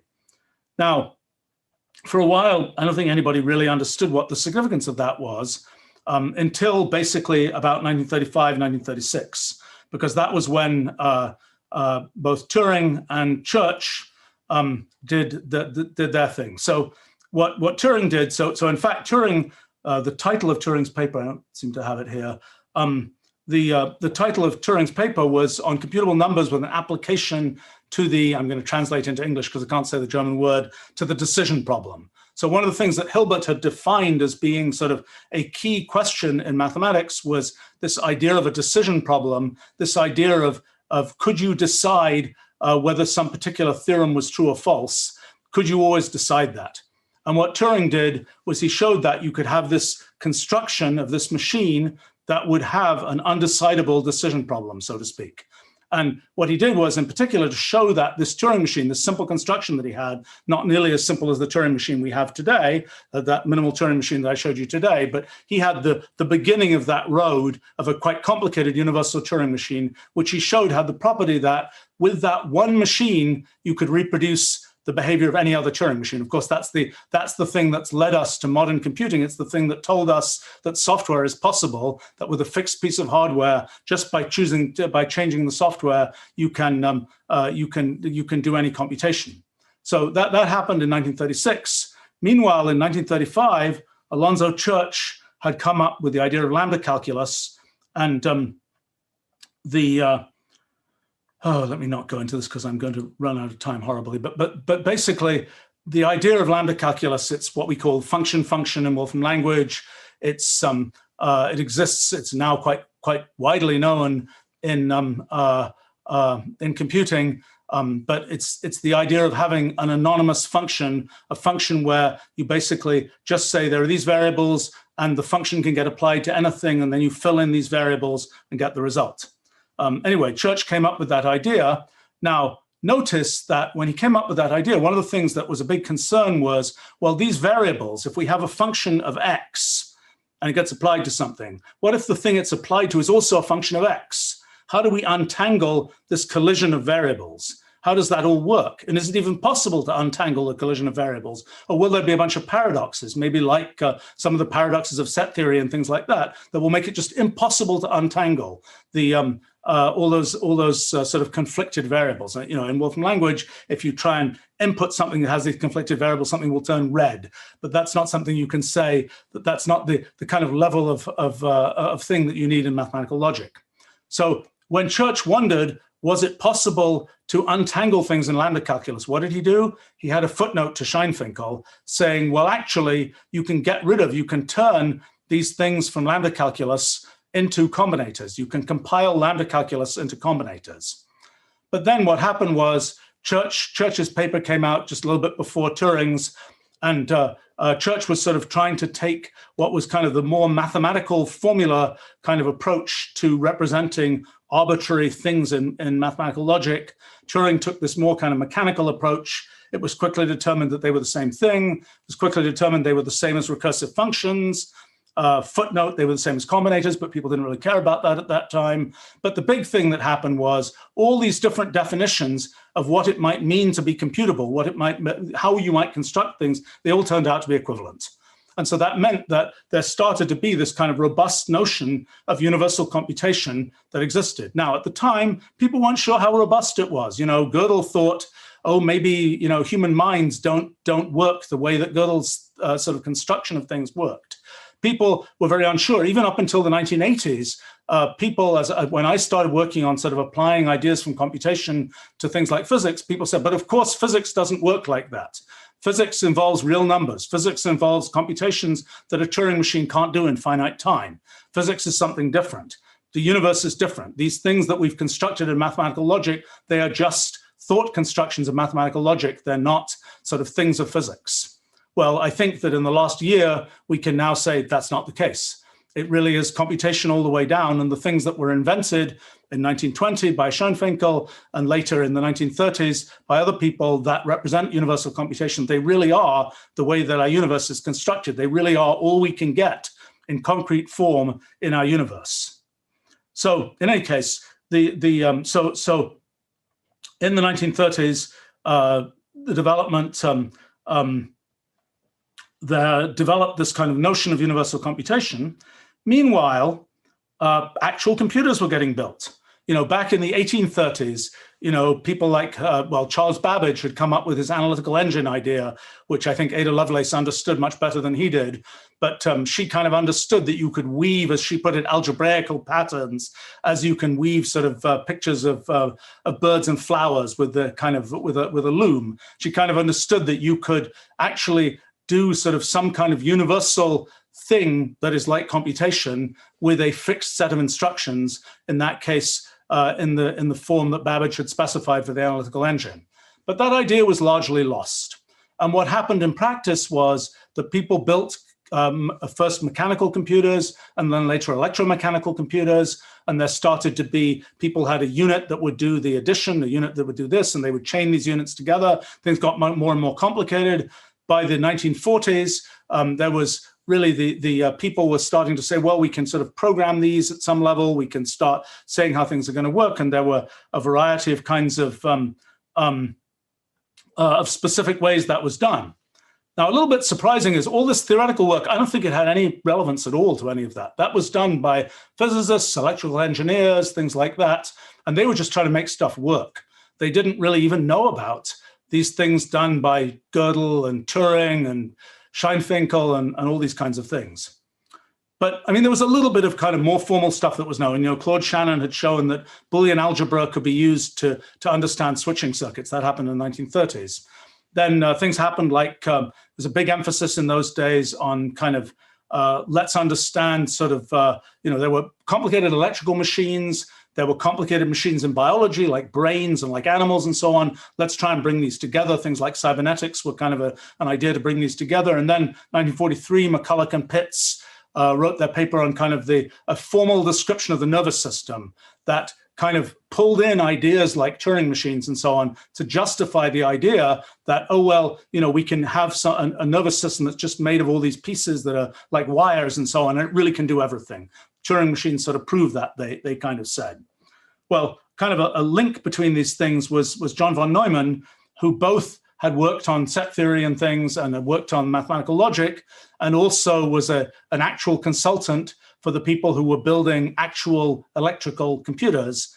And so he ended up writing these reports about sort of how you can be more formal about thinking about computers. And the initial versions of those reports talk about organs and all kinds of other very biological kinds of things. But pretty soon that's turned into talking about talking about things like Turing machines and Gödel's theorem and so on. Meanwhile, Alan Turing had gotten involved with computers and so on. And so there was kind of by by, I would say, the beginning of the 1950s, I think, maybe there are people here who were around and can correct this, but by the beginning of the 1950s, I think there was a sort of a decent understanding that these computers made with electronics had something to do with the kind of idealized universal computers that people like Turing had talked about. And in the 1950s, there was kind of this explosion of interest in what would now be called the theory of computation. But most of the work that was done, and there were lots of books, good books written at that time, it was all about finite automata, Turing machines, cellular automata, idealized neural nets. Those were, a lot of the sort of the concrete work on models of computation and the early ideas about artificial intelligence, things like that. Those tended to concentrate on those more concrete versions of how computation might work, those more engineerable versions. And things like lambda calculus, recursive functions, combinators, they pretty much stayed over in the mathematical logic research domain of things. Well, then there started to be early programming languages in the later part of the 1950s. Things like ALGOL and so on were the specification about ALGOL was come up with, and recursion just snuck into being something in ALGOL and so on. And but a lot of what was discussed were things about arrays and APL and things like that were a big thing. One exception was what John McCarthy did on Lisp, and that was in 1960, I guess. He wrote a kind of a summary of Lisp. Let's see if I have that here. It's kind of fun. I had not looked at this in a long time. I didn't completely see eye to eye with John McCarthy on everything, but I just was looking at this paper about Lisp from 1960, and I see that there is a version of Lisp that has square brackets in it that looks awfully like modern Wolfram language, although his evaluation strategy and other kinds of things is rather different. But in any case, so what McCarthy did in inventing Lisp, he was attempting to kind of make a language for artificial intelligence that would be kind of a concrete version of recursive function theory. And he was, knew about lambda calculus from Church and so on. And so he has this lambda thing in Lisp with all kinds of issues about how the variables work and all kinds of issues about using binding as a way to set up the variables, a bunch of things which nowadays we have much more of a substitution-based approach. I've used that for the last 40 years in languages I built, which avoids a bunch of those issues. But in any case, but I was just looking a couple of days ago at McCarthy's paper on Lisp, and it's kind of fun because I found this this statement. He says, difficulties arise in combining functions described by lambda expressions or by any other notation involving variables because different bound variables may be represented by the same symbol. This is called collision of bound variables. There is a notation involving operators that are called combinators for combining functions without the use of variables. Unfortunately, he says, the combinatory expressions for interesting combinations of functions tend to be lengthy and unreadable. So that was it, nothing more with combinators. And although interesting experiments were done and people even built hardware that was based on running combinators, combinators really didn't enter the story of practical computing after that time. Nevertheless, and things like lambda calculus were also not popular in computing until basically one started to have kind of the rise of functional programming. And one of the things I've noticed about that is that you can have just a function f of x, and then you can have a thing that is a sort of a g applied to f that's applied to x. You can have this kind of higher order function that applies to the f. What I've noticed is over the years, as we built Wolfram language, people get used to more and more layers of higher orderness, but it takes years. We're just now introducing some kind of higher order things that we've kind of managed to find ways to be able to explain to people that will make use of more sort of layers of that higher orderness. Now, in combinators, of course, you kind of go all the way immediately. You've kind of got to all orders, and you're kind of thinking about everything in that purely symbolic form. All right. Well, combinators have shown up in all kinds of places. One that's that's a more serious place. But another was like Raymond Smullyan, who was a student of Church's, who wrote this kind of who had this whole birds thing going for Combinators. Haskell Curry had been a lifelong bird watcher, and so I think, in fact, To Mock a Mockingbird is dedicated to Curry, and then has a bunch of combinators represented as birds. So the S is a starling, the K is a kestrel, and so on, and lots of fun things are done with that. The other place where combinators sort of entered popular culture is a funny place that is in my friend Paul Graham in 2005 was coming up with his startup accelerator, and he thought was an enthusiast of Lisp. He'd written a big system in Lisp, and he thought, let's pick the Y Combinator. Nobody understands the so-called paradoxical Y Combinator. Let's pick that, and he named his startup accelerator Y Combinator. I think it's kind of fun. I worked out this is the actual Y Combinator, which has the feature that if you just run the Y Combinator, it generates bigger and bigger and bigger and bigger expressions. And I think it reaches unicorn size. It reaches 1 billion after, let me see how many steps here.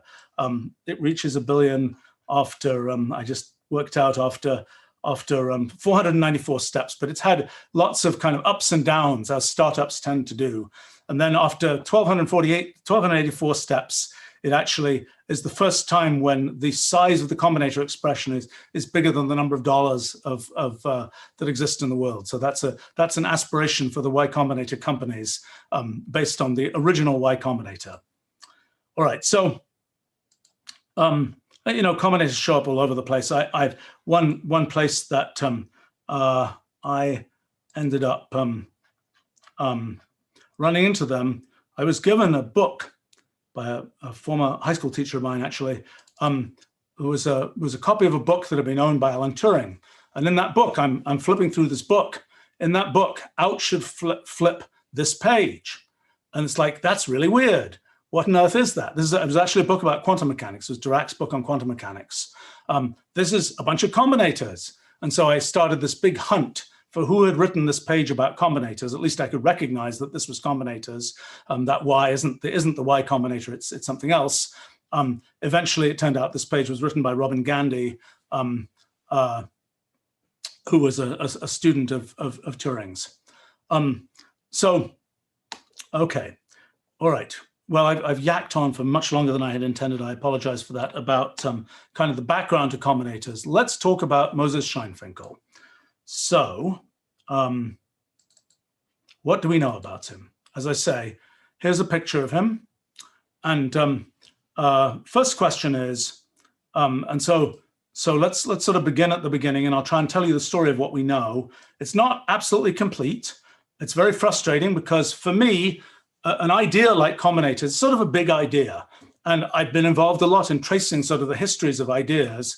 And what I've noticed is it usually takes people a decade to come up with a big idea. Even if at the end, it's a very sudden thing, there's usually a very long sort of conceptual development that comes before that. And the question is, what was that conceptual development for combinators? Where did they come from? Did Moses Scheinfinkel just come up with combinators a few weeks before that talk and just say, here they are? Because if you look at his paper, it could be that was the case. The paper is clear enough and simple enough that in principle, it could have just been, oh, here they are. I don't think that was the case, but let's try to understand what we know about Moses Scheinfinkel. So first question is, where was he born? He was born in, well, actually, okay, I have to say there's a kind of a thing I noticed, which is there's a famous Tom Lehrer song from 1953 about plagiarism in mathematics. No doubt a common thing. And it has a piece that goes, I have a friend in Minsk who has a friend in Pinsk, who has a friend in Omsk, ... a series of cities whose friend somehow is solving now the problem that the protagonist of this song is interested in, is solving now the problem in Dnepropetrovsk.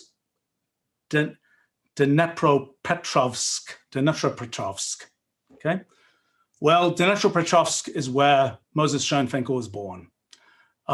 Except, and that's sort of ironic given a bunch of things that happened in Scheinfinkel's life. But anyway, except somewhat confusingly, at the time, it wasn't called Dnepropetrovsk. It was called Ekaterinoslav, named after Catherine the Great. And it's in the Ukraine. It's in roughly the center of the Ukraine. It's actually about the fourth largest city in Ukraine. At the time, Ukraine, at the time when Schonfinkel was born, Ukraine was part of the Russian Empire. So the question is, could we find out about Schonfinkel from that? So it wasn't too easy to track this down, but the first thing we got was this certificate. Yes, it's written in cursive Cyrillic, of old-fashioned cursive Cyrillic, but fortunately somebody at our company knows how to read that. So we were able to determine from this is a certificate that says that it's a certificate from the Ekaterinoslav public rabbi stating that entry 272 of the birth register for Jews from 1888 records that on September 7th, 1888, a son Moses was born to the Ekaterinoslav citizen Ilya Scheinfinkel and his wife Masha. Okay, so that might seem pretty straightforward. It's like, okay, great, we got his date of birth. It's September 7th, 1888. But we would be wrong. Even at that level, we're wrong. Even at the level of figuring out when was he born, it turns out to be more complicated. Well, the first subtlety is, back in those days, Russia was into the Greek Orthodox, Russian Orthodox Church, and the Russian Orthodox Church didn't believe in that Pope Gregory idea of reforming the calendar from 1582. So they were still using the Julian calendar introduced by Julius Caesar. So their dates were off from the dates that we use today. So, okay, fine. You can correct that. That means Moses Scheinfinkel was born on September 19th, 1888. Okay, end of story, so one might think. Okay, but then, for various reasons, we went back to look at the actual birth register, not the kind of the registration document, but the actual birth register. And it turns out we can find that. Oops. And here we are. This is the actual birth register. This is birth of Scheinfinkel. This is in Cyrillic, obviously. That's Moses Scheinfinkel. And it records that he was born. That's the month. The month is up there. And the day is the 17th. And this is in the Jewish calendar, it's the 24th of that month. And so we can kind of cross-check this is really right. So, okay, first bug is the certificate. And in fact, that same date of birth of September 7th occurs all over the place in all of the sort of college documents of Moses Scheinfinkel. It's wrong. The actual date of birth, according to the original register, is the 17th of September, which when you correct it to the modern calendar is the September 29th, 1888. Okay, great. So we know when he was born. His name was originally written in Cyrillic. It's been transcribed in a bunch of different ways. That was a joy in terms of tracking down documents. I might say, by the way, that I would like to thank, it's been quite an adventure tracking down all these things about Moses Scheinfinkel. And we've had a bunch of help from a bunch of people kind of on the ground in Germany, Ukraine, Russia, Turkey, helping us with this. And a bunch of archives and archivists have been very helpful in providing material for that. And thank you for that. In any case, so what do we know about Scheinfinkel's background? Well, the first thing it says on that first document is it says Scheinfinkel's father, Ilya Scheinfinkel, was a word that if you look it up in a dictionary, it's translated as bourgeoisie. Okay, that's pretty weird. What does that actually mean? It basically means a middle-class city dweller. And it turns out it says in that document that Ilya Scheinfinkel is a merchant of the second guild. What did that mean? Well, the first guild was the kind of top 5%ers. Then there was a second guild. Then there was a third guild. So he was in the middle, at least at that time. But actually, his fortunes improved. So by 1905, we find in the register of companies of the Russian Empire, we find a company called Lurie and Scheinfinkel. There it is, Lurie and Scheinfinkel, with a paid-in capital of 10,000 rubles. It's only about $150,000 today. That it says here was engaged in the grocery trade. Okay, so it turns out that Moses Scheinfinkel's dad owned a chain of grocery stores along with a man called Aaron Lurie. Actually, Moses Scheinfinkel's mother, Masha Scheinfinkel, her original name was Masha Lurie. She was the sister of Aaron Lurie. So Moses Scheinfinkel's dad, Ilya, was in business with his brother-in-law, and they owned a chain of grocery stores. The Lurie family was actually a quite distinguished family in Ekaterinoslav. They had furniture stores and all kinds of other things. Well, now you can go and ask, where were those grocery stores? And we know where a couple of them were. We know this is actually the modern location of store number 2. But we also actually have a contemporary picture of the location of store number 1. And if you look at that word there, if you translate from Cyrillic, that is the end of the word Scheinfinkel. And so that originally will have said Lurie and Scheinfinkel. I don't know what that word is up there. Maybe somebody can identify that. This was a grocery store. That was Moses Scheinfinkel's dad's grocery store, an actual picture of it. That building no longer exists. That building was destroyed in World War II. Actually, a quite fine reproduction of that building has now been put in its place. But so to give you a sort of sense, this is kind of where Scheinfinkel came from. This is kind of a picture of Ekaterinoslav from that time. Actually, that was the Lurie family later had a candy factory in this building. But at that time, Ekaterinoslav, the 4th largest city in Ukraine, was a quite bustling metropolis. It was quite an upscale place. And by 1905 or so, Ilya Scheinfinkel was a merchant of the First Guild, a top 5%er, was a fairly well-off family. Okay, so what then happened? Well, the next thing we have from Moses Scheinfinkel is his high school transcript. So this is his diploma from high school. It's really amazing that one can get all this stuff still. But this came from the archives in Odessa.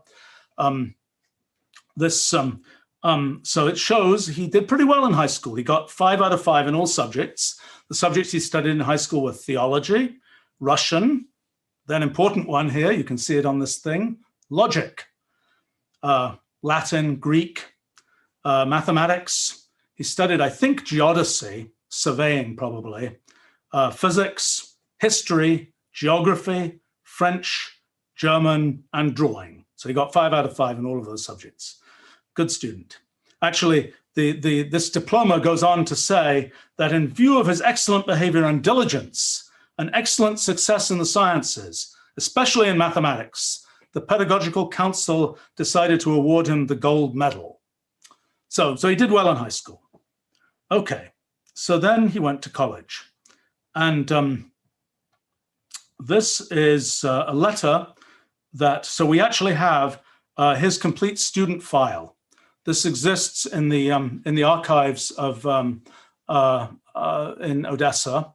That's the file that's Scheinfinkel, Moses, Ilya, Scheinfinkel, Ilya. This is his student file. Okay, what's in his student file?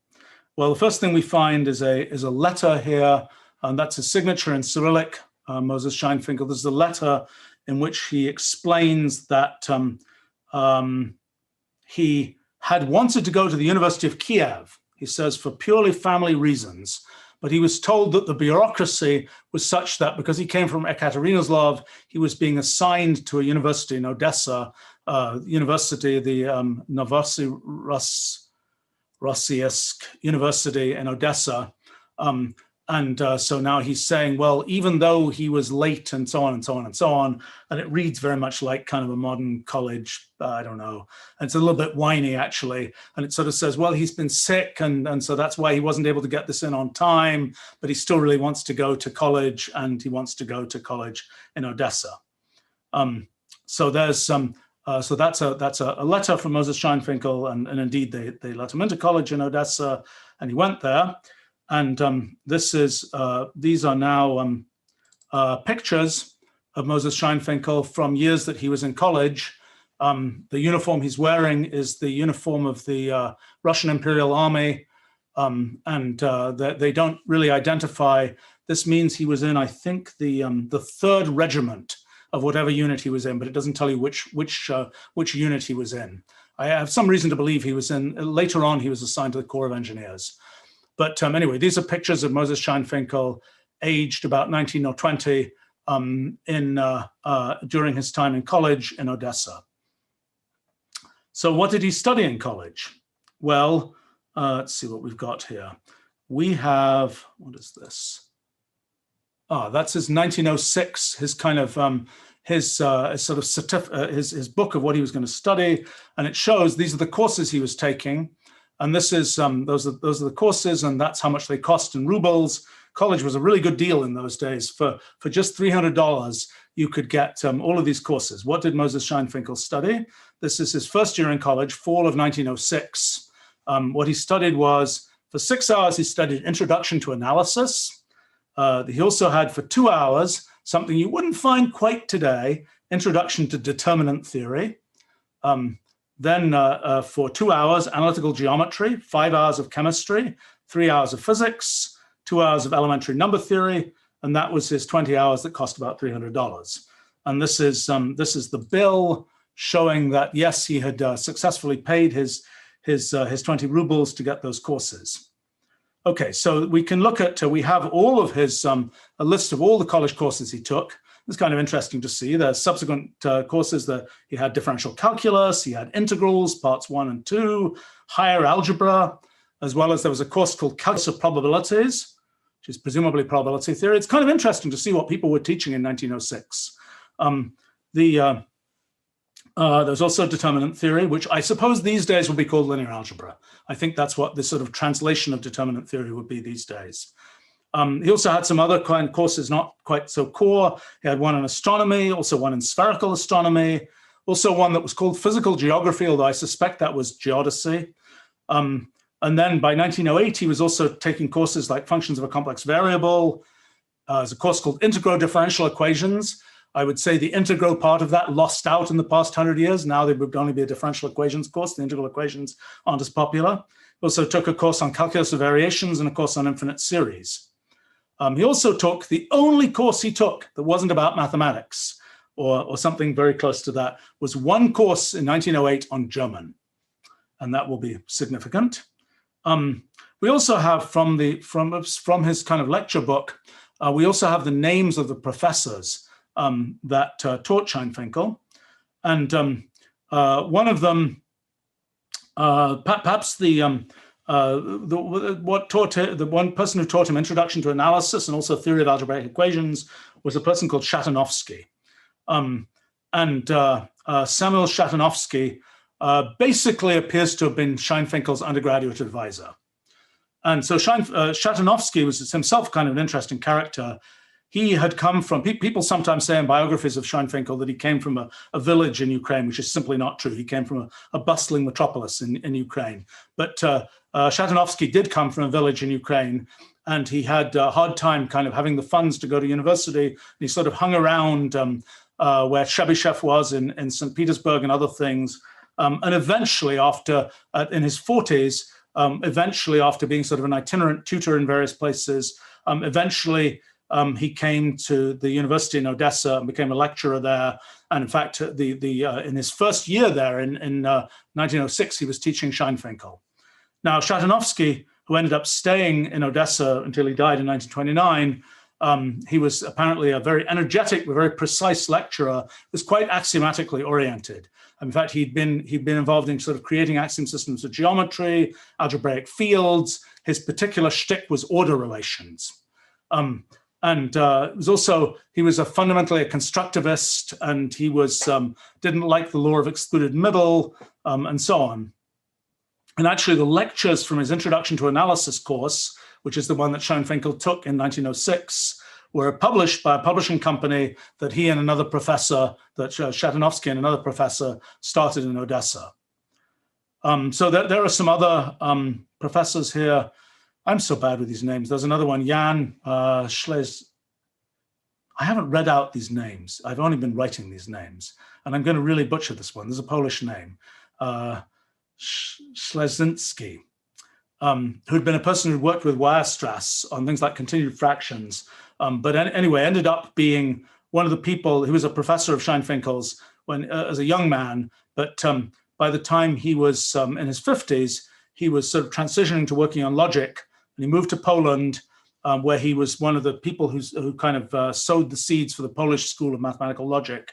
And he wrote books on things like on the significance of logic for mathematics and so on, which I don't think mentioned Scheinfinkel, but I have not been able to get that book, so I don't know for sure. Okay, so we have a few other documents. We have all kinds of other things from Scheinfinkel's time in university. Eventually, here he is requesting to graduate in 1910. That's kind of his graduation request. And so in 1910, Moses Scheinfinkel graduates from college, having done all of these courses in mathematics. Okay, what happens next? We don't have any documentary evidence, but I'm pretty sure Scheinfinkel went to do compulsory military service in the Russian army. I'm pretty sure that he spent 4 years there, and that pretty much identifies him as having been in the Corps of Engineers, because there were different periods of time for different branches of the military, and that was probably the one that he did. We know that he then went to Göttingen to study mathematics. He arrived in Göttingen on June 1st, 1914. That's a fairly significant time because, as people may know, that was sort of a piece of good luck for Scheinfinkel, because we didn't have so much good luck in his life, but that was a piece of good luck because June 28th, if I'm remembering correctly, I think that's right, was the day that Archduke Ferdinand was shot, and the thing that launched World War I. And by June 30th, I have my month right. Yeah, I think only by that time, only a few weeks after Scheinfinkel arrived in Göttingen was when the Russian army mobilized, and Scheinfinkel would have been put into active service in the Russian army, but he was not. He ended up being in Göttingen as kind of a resident alien in Göttingen. So what did he do in Göttingen? Well, the big person he wanted to work with in Göttingen was David Hilbert. Göttingen was a university town where, it's the one place in the world, probably in the one time in history, when the math professors were famous enough that there were picture postcards of them that were sold at local stores. This is the one for Hilbert. We really don't know much about what Scheinfinkel did for pretty much the 10-year period up until from the period from 1914 to 1920. The next thing we know from Scheinfinkel is this: in the summer semester of 1920, Scheinfinkel, along with Paul Bernays, took the notes for a course in problems in mathematical logic taught by Hilbert. It's not a particularly profound course. It's really going over pretty elementary things, I think, probably even at the time, related to what was going on there. But in the summer of 1920, the next sort of documentary thing that we know is that Scheinfinkel took the notes for this course. Okay, the next thing we know is that the next event is recorded in the annual report of the German Association of Mathematicians. It is that the German the Göttingen Mathematical Society, which wasn't part of the university, the independent society, Hilbert had been much involved with it. There was a talk, Moses Scheinfinkel, Elements of Logic, on, this is incorrectly highlighted here, we should fix that, the December 7th there was when that happened. That was 100 years ago today. Actually, it's fun to see who else was giving talks here. There's quite a lineup. We've got a student of Landau's giving a talk in trigonometric series. We've got a student of Cartellary's giving a talk on discontinuous solutions of variational problems. Then we've got Carl Runge of Runge-Kutta fame, who was also a Göttingen professor. He gave a talk on American work on star clusters in the Milky Way. And then a chap who was an assistant of Van der Waals gave a talk on explanation of natural laws using a statistical mechanics basis. And then the next week was Moses Scheinfinkel, 100 years ago. Week after Moses Scheinfinkel, Paul Bernays, who worked with Hilbert and in fact interacted with Scheinfinkel, as we'll talk about, was speaking about a quite different topic. He was speaking about probability, the arrow of time, and causality. Now, the fact that combinators and the basic ideas of combinators are deeply related to the arrow of time and causality, that had to wait 100 years to get figured out. But those two successive talks are kind of fun to see. Next, we have Joseph Petzold talking about the epistemological basis of special and general relativity. Then January 25th, Emmy Noether talks about elementary divisors and general ideal theory. Then Richard Courant, these are all famous names, and Paul Bernays together talk about the new arithmetic theories of Weil and Brouwer. And then finally, on February 22nd, David Hilbert makes a cameo appearance on a new basis for the meaning of a number. So yes, he was back working on foundations of mathematics. And as the background behind me is the building that we know that talk happened in. This was the auditorium building of the University of Göttingen, which was the place that also housed the Mathematics Institute. Okay, what's the next thing we know about Scheinfinkel? Well, we have one piece of information about him, which is that on January 23rd, 1922, Hilbert turns 60. And there was a picture taken at that event. And there's David Hilbert, and there's Moses Scheinfinkel. There's a picture that's often shown of Moses Scheinfinkel. Makes him look a little bit nutty because he's kind of got, I guess a flash just went off and he's like, oh, wow, a flash went off. This picture has many famous people in it.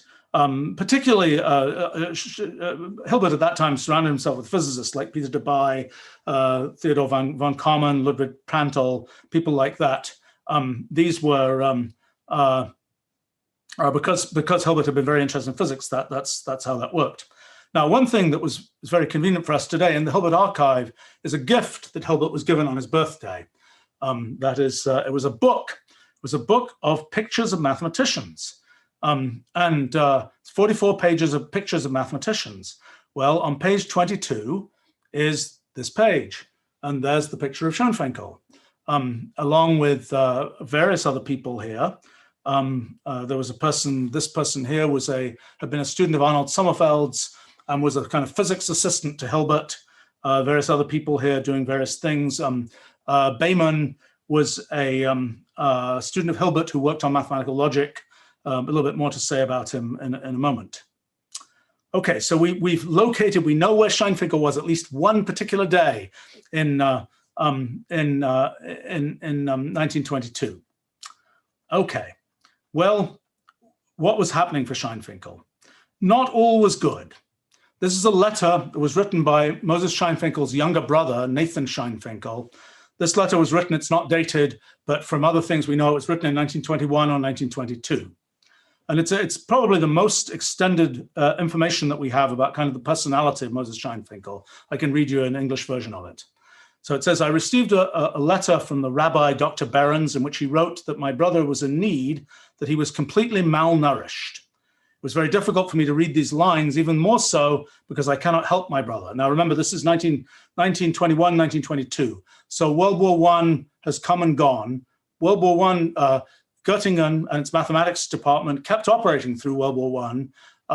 It was the nearest actual action in World War I was about 200 miles away in Belgium, the things just kept on going. And Scheinfinkel was there. He will have been, as we'll talk about in a minute, he will have been a resident alien there from actually an enemy power from Russia, but he kept on being there in Göttingen. But in any case, so his brother Nathan writes, he cannot help my brother. I haven't received any messages or money myself for 2 years. So that kind of tells us that the Scheinfinkel brothers were kind of being supported by their parents in Ekaterinoslav from at that time. So he says, thanks to the good people where I live. So Nathan Scheinfinkel lived in Bern in Switzerland. He was a graduate student in the physiology department there. Thanks to the good people where I live, I am protected from severe hardship. I am able to continue my studies. I hope to finish my PhD in 6 months. A few weeks ago, I received a letter from my cousin stating that our parents and relatives are healthy. My cousin is in somewhere in Romania. Received a letter from her parents in Ekaterinoslav. Parents want to help but cannot do so because the postal connections are non-existent.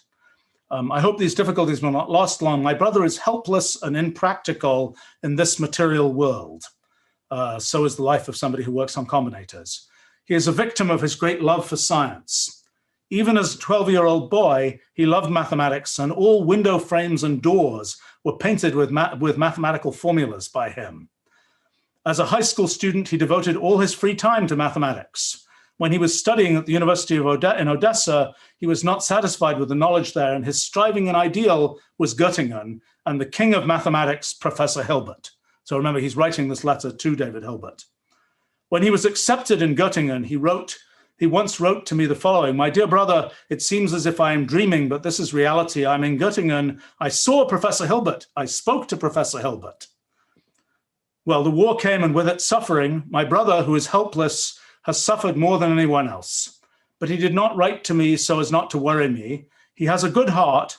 I ask you, dear professor, for a few months until the connections with our city are established, to help him by finding a suitable, not harmful to his health, job for him. I will be very grateful to you, dear professor, if you will answer me. Sincerely, Nathan Scheinfinkel. There's no known answer to that letter. But we do know that after that letter was written, Scheinfinkel was at least in good enough graces with David Hilbert to be at his birthday party. Well, what's the next thing we know about Moses Scheinfinkel? The next thing we know is another item in the University Archive in Göttingen, which is this document. This document says in English, "The Russian Privatdozent of mathematics, Mr. Scheinfinkel, is hereby certified to have worked in mathematics for 10 years with Professor Hilbert in Göttingen." Okay, and it's signed by the university secretary. And it's being sent over here to a Frau Reza Neuberger in Bern. Okay, and so first thing is, who's it sent to? Well, Reza Neuberger later became Reza Scheinfinkel. She was the wife of Nathan Scheinfinkel. And the address that's given there is actually still the address of the physiology department of the University of Bern. So this for some reason, this is a carbon copy. This document was apparently sent on the 18th of March, 1924 to the either then or future wife of Moses Scheinfinkel's brother. Okay, there's an important other clue here. This says ad acta, means for the record. And it says here, I'm not going to try and do this in German because I'm useless at that, but it says basically, well, it says Gott sei Dank, das SCH weg ist, which basically translates into English, thank goodness SCH, Scheinfinkel presumably, is gone.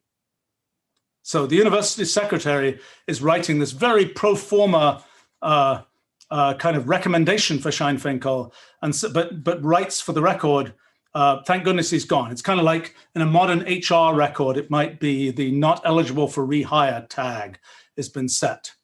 So something funny happened there. Okay, but let's look a little bit more at this document. It says the Russian Privatdozent of mathematics, Mr. Scheinfinkel, has been working with Hilbert, et cetera, et cetera, et cetera. Okay, there's something a little bit funny here. If he was a Privatdozent, there should be documents about that. Because a Privatdozent, kind of the system then, as I gather also now, is, you get a PhD, 2 years, 5 years, whatever, get a PhD. Then after that, you do a habilitation, and you get this certificate to teach, this official teaching certificate, which allows you to become a Privatdozent and allows you to teach, to lecture at the university. And it's a big deal to get that. And we have the documents where other people like Bernays and like Bayman, we have the documents where they got their Privatdozent certificates. It's a sort of a state university sanctioned thing. It's sanctioned by the university senate. It's a state government thing. You now got a license to teach. There is no such information about Scheinfinkel.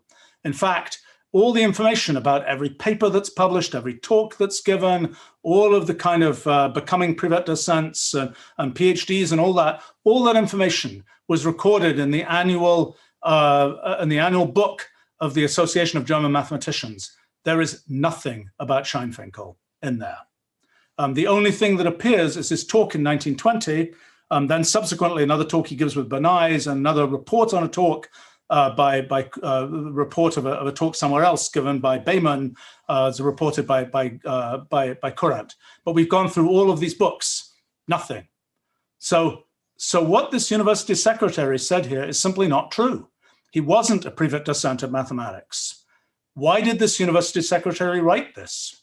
We don't know. He was clearly happy to see him go. Well, what else do we know? So we're going to talk about who this university secretary was and what might have happened there. But the first question we can ask is, where, well, no, let's talk about that now. Okay, so that university secretary was a person called Ludwig Gossmann. And we didn't think anything much about Ludwig Gossmann until we asked the archivists in Göttingen about him. And they said, well, actually, now that we look at it, we have 500 pages on him, the result of a criminal investigation. So, okay, something funny is going on here. So here's the story of Ludwig Gossmann. He was about, so let's see. He was about 10 years older than Scheinfinkel. Grew up in Göttingen. His father was a janitor at the university. He finished high school, didn't go to college, ended up working for the state government. Then at age 28 in 1906, he was hired by the university as its secretary.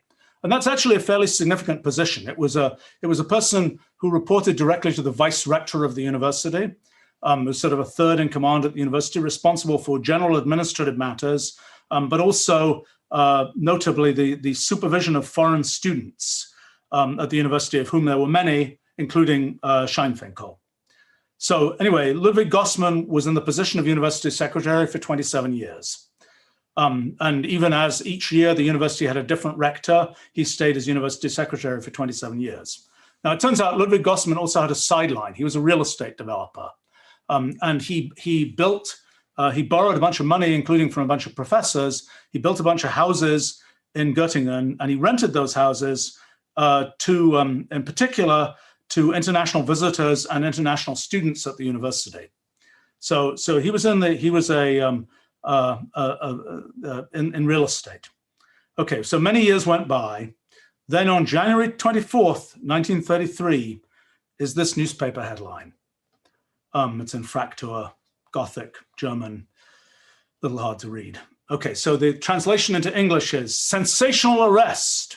Senior university official Gossmann arrested on suspicion of treason. Communist posters confiscated from his apartment. So, okay, that started a whole chain of investigation. And it was said that perhaps this was a setup. There's some evidence that Gossmann was gay and that this was, although he actually did get married at age 54, a year earlier than this, to a woman named Elfried. But in any case, it was said it might have been a setup. But in any case, this was the thing. But as a result of this allegation, lots of investigation was done of Gossmann, and there's 500 pages of documents about him. Unfortunately, he was it was sort of not a good time to be accused of being a communist in Germany. Hitler was about to come to power, partly propelled by sort of fear of communism. And Gossmann was taken to Hanover for questioning. Gossmann had bad health for a number of years. We know that. He was actually allowed to go back home under sort of house arrest, but he ended up dying of a heart attack on February 24th, 1933. So shortly after this. But anyway, that's the story of the person who wrote this. Thank goodness Scheinfinkel is gone. We don't know exactly why he wrote that, but that's what we know about it. Now, what else do we know about Scheinfinkel? Where did Scheinfinkel live when he was in Göttingen? Well, it turns out because he was an alien, and no less an enemy alien, living in Göttingen, he was required to register with the police in Göttingen, every address that he was at. And it turns out that, I suppose, German organization being what it is, those records still exist. We got them from the Göttingen City Archive. And let's see, this is Scheinfinkel's complete list of all the addresses he lived at during the years he was in Göttingen. So this shows that he arrived on June 1st. Now, just to add some confusion to the whole thing, this is yet another date of birth, completely wrong. for Moses Scheinfinkel.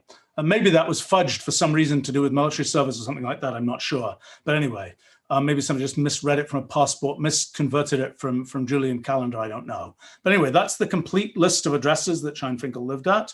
And actually, we got a map of Göttingen from 1920, and that's where Scheinfinkel lived, and that's the Math Institute. And so you see he's sort of dotting around, nothing very exciting. It's kind of a blow up. He moved 11 times in the 10 years that he was in Göttingen.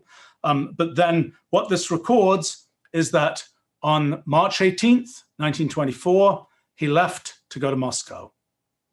Okay, so we know where he was all the time in Göttingen. We don't know who he interacted with, but we know where he was. Now, his paper came out in 1924, and it has a footnote that says that this paper was prepared. It's sort of formal. It was stylistically prepared for publication. Let's see. The formal and stylistic processing for this publication was done by H. Behmann in Göttingen. But it lists, importantly, it lists Scheinfinkel as being in Moscow at that time. That was in 1924. So this is his paper. This is Heinrich Behmann. Talk a little bit about him in a minute. This is the journal that the paper was published in, the Mathematische Annalen, with a distinguished masthead with Felix Klein, David Hilbert, Albert Einstein, a good crowd, plus a bunch of physicists there. One thing is interesting about this. With respect to, and we also see the list of editors, including their home addresses and so on. If we look at who was also published in that same issue, this is the same volume of the Mathematische Annalen. We see a bunch of different names here. We see a bunch of people, but one significant one, the actual publication was in August of that year. The actual issue of the Mathematische Annalen that contained Scheinfinkel's paper was in August of that year. Why is that significant? Well, it's significant because remember, the paper said in Moscow. The question is that there's actually an admonition in the, is it here? Do I have it somewhere here? There's an admonition in the inside cover of the Mathematische Annalen saying, don't make changes in proofs. Please, authors, don't make changes in proofs. It costs the journal 6% of all of its revenues to deal with changes in proofs. Don't make changes in proofs. But anyway, the journal tried to stay up to date. And one of the people who is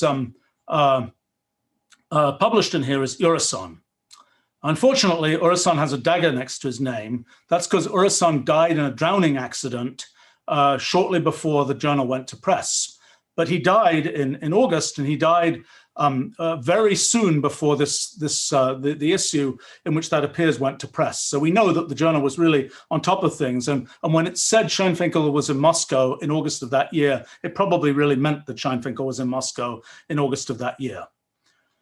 Okay, so let me not talk about, because I'm spending way too long here, the details of that paper. Let me talk about the only other paper that Scheinfinkel wrote. And that other paper was written, it's the paper that's actually much more cited than the paper on combinators. It's a paper he wrote with Paul Bernays. It came out in 1927, although Paul Bernays and Moses Scheinfinkel gave a talk about this paper in 1921 to the Göttingen Mathematical Society, so it had been in gestation for a long time. And this paper is about the decision problem for mathematical logic. It's a nice but somewhat technical paper about the particular case of the decision problem. Okay, what's probably more interesting for us right now is in the Bernays archive, we have the following. We have the notebook of Scheinfinkel's draft of this paper. And so at the beginning of this, it says there, that's the signature line from Moses Scheinfinkel here, just saying where he lived at that time, and that checks out with the addresses that we have. But in this book, I think he originally intended for a different purpose, because it actually lists, there's talks from Hilbert on these days of the week and so on and so on and so on. But then page 1 on the with the byline of Moses Scheinfinkel in Göttingen on the decision problem of mathematical logic. So this was written certainly before Scheinfinkel left in 1922. Well, that from the address at the bottom, we know it's written in 1921 or 1922. And this is his version of what became the paper that he co-authored with Bernays, that Bernays basically finished in 1927. Okay, now what did he say in this version? So we have there are 2 books of this. We have all the pages. Some of it is quite technical, but I want to tell you what he said at the beginning of this paper because it's quite interesting. What he described, the introduction to this paper. Okay. Let's see. I would like to say the final paper, as written by Bernays, begins: the central problem of mathematical logic, which is closely connected to axiomatic foundations, is the decision problem, and it deals with the following logical formulas, blah, blah, blah, blah, blah. Okay, now let me read you Scheinfinkel's version of the same thing. Okay, and this is translated by a person at my company, and the original German I can't read you, so I'm sorry. Okay, so Scheinfinkel said, generality has always been the goal, the ideal of the mathematician. Generality in the solution, in the method, in the concept and formulation of the theorem, in the problem and question. This tendency is even more pronounced and clearer with modern mathematicians than with earlier ones, and reaches its high point in the work of Hilbert and Ms. Noether. Such an ideal finds its most extreme expression when one faces the problem of, quotes, solving all problems, at least all mathematical problems, because everything else is easy as soon as this Gordian knot is cut, because the world is written in mathematical letters, according to Hilbert. So already this is kind of interesting because he's basically saying what he's trying to do is have a way of, he's trying to use this modern mathematics, these ideas from mathematics that have emerged from the work of people like Hilbert and Noether. He's trying to use that to, as he says in the end, solve all problems. Is there a way of using this kind of formalism that's been developed to solve all problems? Now, you know, when I first read that, I thought, oh, this is just some math person who's very unworldly and so on. But then I thought about it a bit more. And that's basically, if I'd been trying to describe what is computation, what's the idea of universal computation, and I'd been trying to describe that in 1921, this is pretty close to what I think somebody would have said. I think this is sort of a description of, couched in terms of mathematics, we've now got to this point of having mathematical formalism that has the potential to solve all problems. Now, he attributes to Hilbert this idea because the world is mathematical, written in mathematical letters, according to Hilbert. Now, remember that Hilbert had just spent 20 years trying to reduce physics to mathematics, trying to axiomatize physics. So I think that was sort of a reflection of Hilbert's, the world is written in mathematical letters, as in physics can be mathematicized. So Scheinfinkel goes on to say, in just the previous century, mathematicians would have been extremely skeptical and even adverse to such fantasies.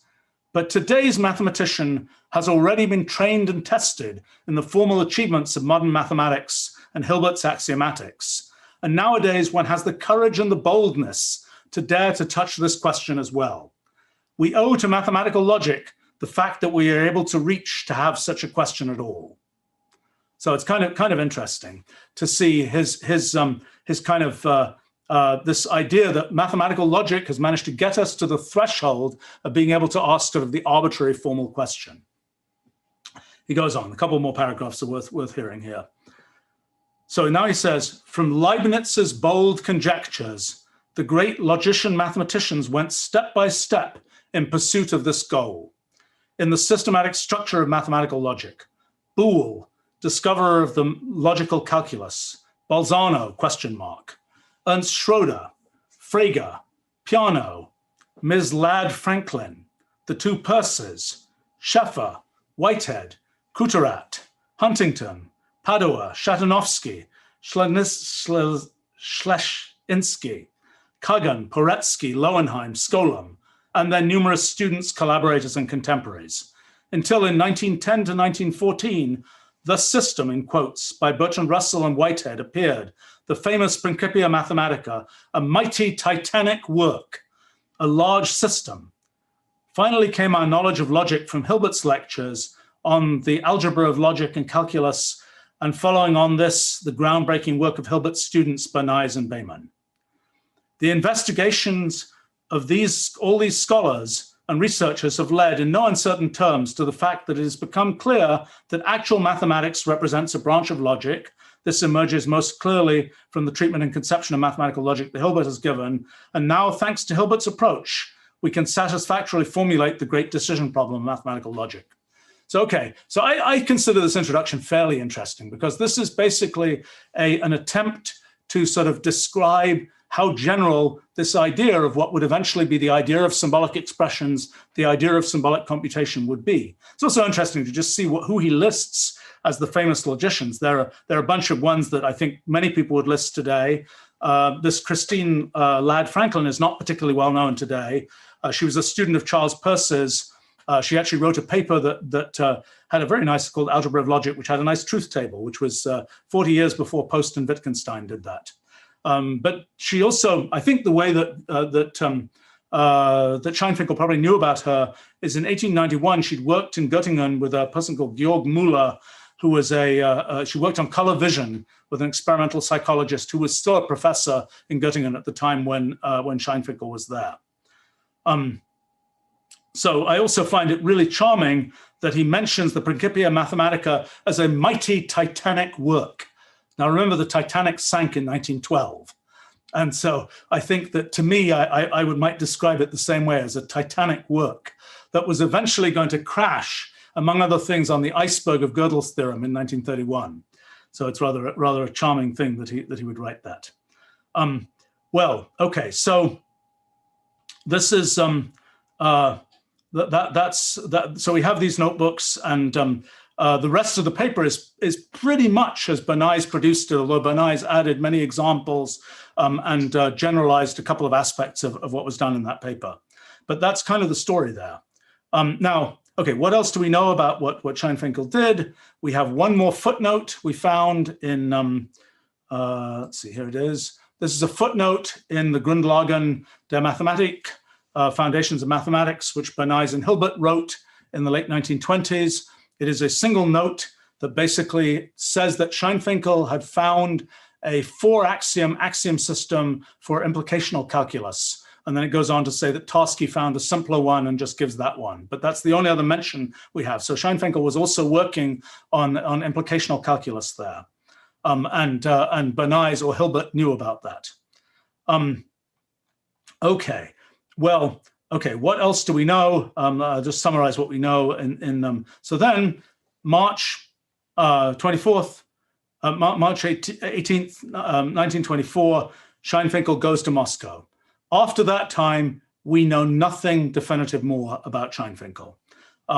We don't know we simply know nothing. It's notable, at that time, it was pretty easy to get to Moscow. There was a train line, there wouldn't have been any passport issues.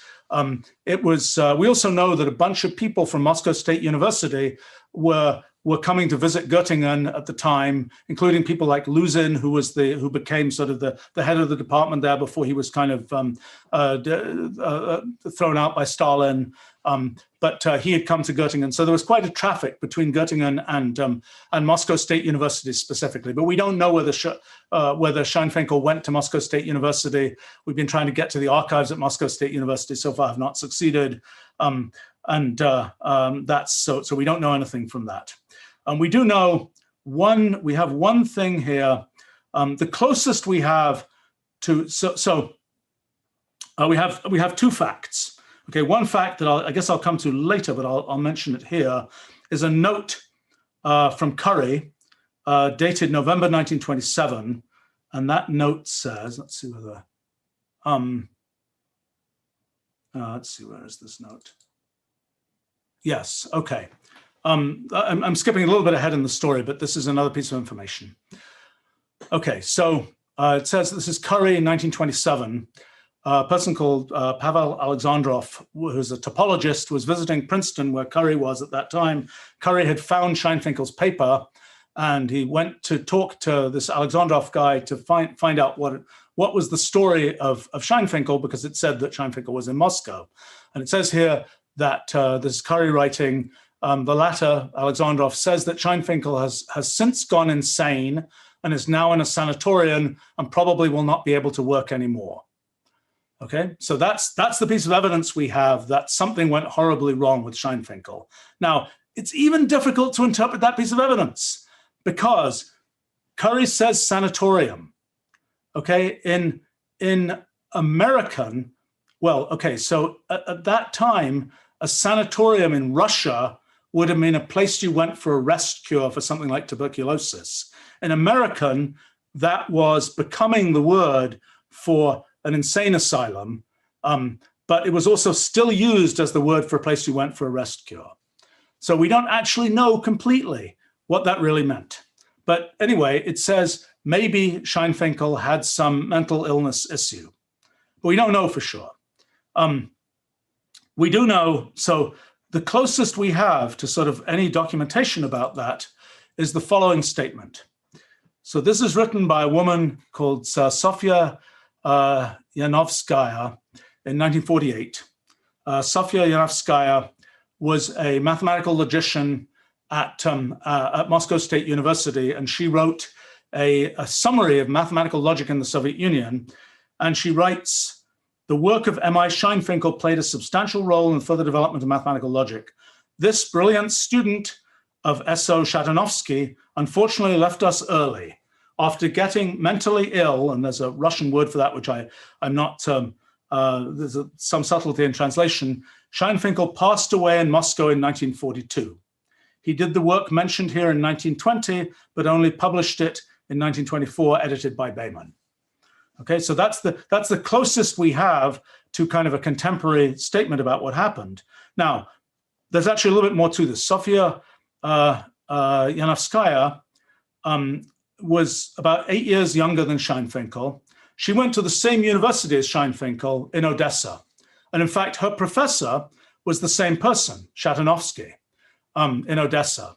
So when she says that Scheinfinkel was a student of Shatanovsky, brilliant student of Shatanovsky, she might have known what she was talking about because she knew Shatanovsky. Shatanovsky had been her professor too. So, but it's a little bit more complicated than that because Sofia Yanovskaya she was a student in Odessa right at the time the Russian Revolution broke out, and she got seriously into the whole revolution thing and became basically a party operative, and eventually began to teach first at a place called the Institute of Red Professors, but then at Moscow State University. But for many years, she was the person who was involved in trying to match up the Marxist-Leninist kind of ideology and dialectic and so on with formal ideas in mathematics that have been kind of like, should we really do this formalist mathematics, or is it inconsistent with communist ideas? And she was the person who was supposed to be the matcher for how that worked. So she had some axes to grind. Now, I'm going to, and one of the reasons, so why on earth did Scheinfinkel go to Moscow? We don't know. One theory is he was excited about communism. Don't know if that's the case. You might have thought, you know, oh, all these mathematicians in Göttingen must be in the hotbed of communism. Not true. In fact, when Gossman was arrested in 1933 even, it was a big deal. Communism wasn't a thing. And the university went on a big investigation. Who had been recruited as a communist? It wasn't a hotbed of communism. So if Scheinfinkel was into communism, it was his own thing, not something that was associated with lots of people at the university. So then, so that's one theory. Another theory is he went to Moscow State University. Certainly he will have known people there. Another theory is his father's business partner and uncle, Aaron Lurie, had a bunch of children, including some who I think ended up in Moscow. So he may have had relatives in Moscow as well. It's also the case that in Ekaterinoslav,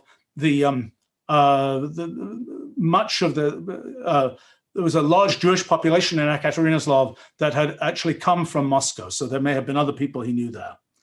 Okay, so we really know very little. I can tell you that the small fragments that we do know, but in any case, the Sofia Yanovskaya, little bit of question will come to about whether there was sort of a party line kind of thing that was going on in some of the comments she might have made about Scheinfinkel. But that's another piece of evidence that that he became mentally ill in some way.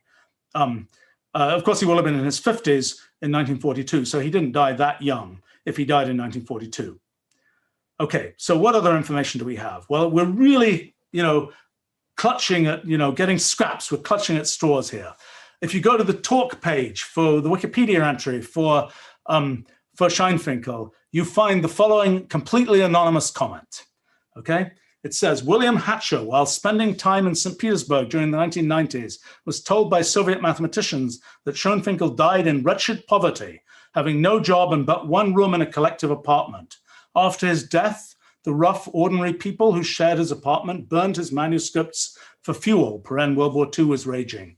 The few Soviet mathematicians around 1940 who had any discussions with Schoenfinkel later said that those manuscripts reinvented a great deal of 20th century mathematical logic.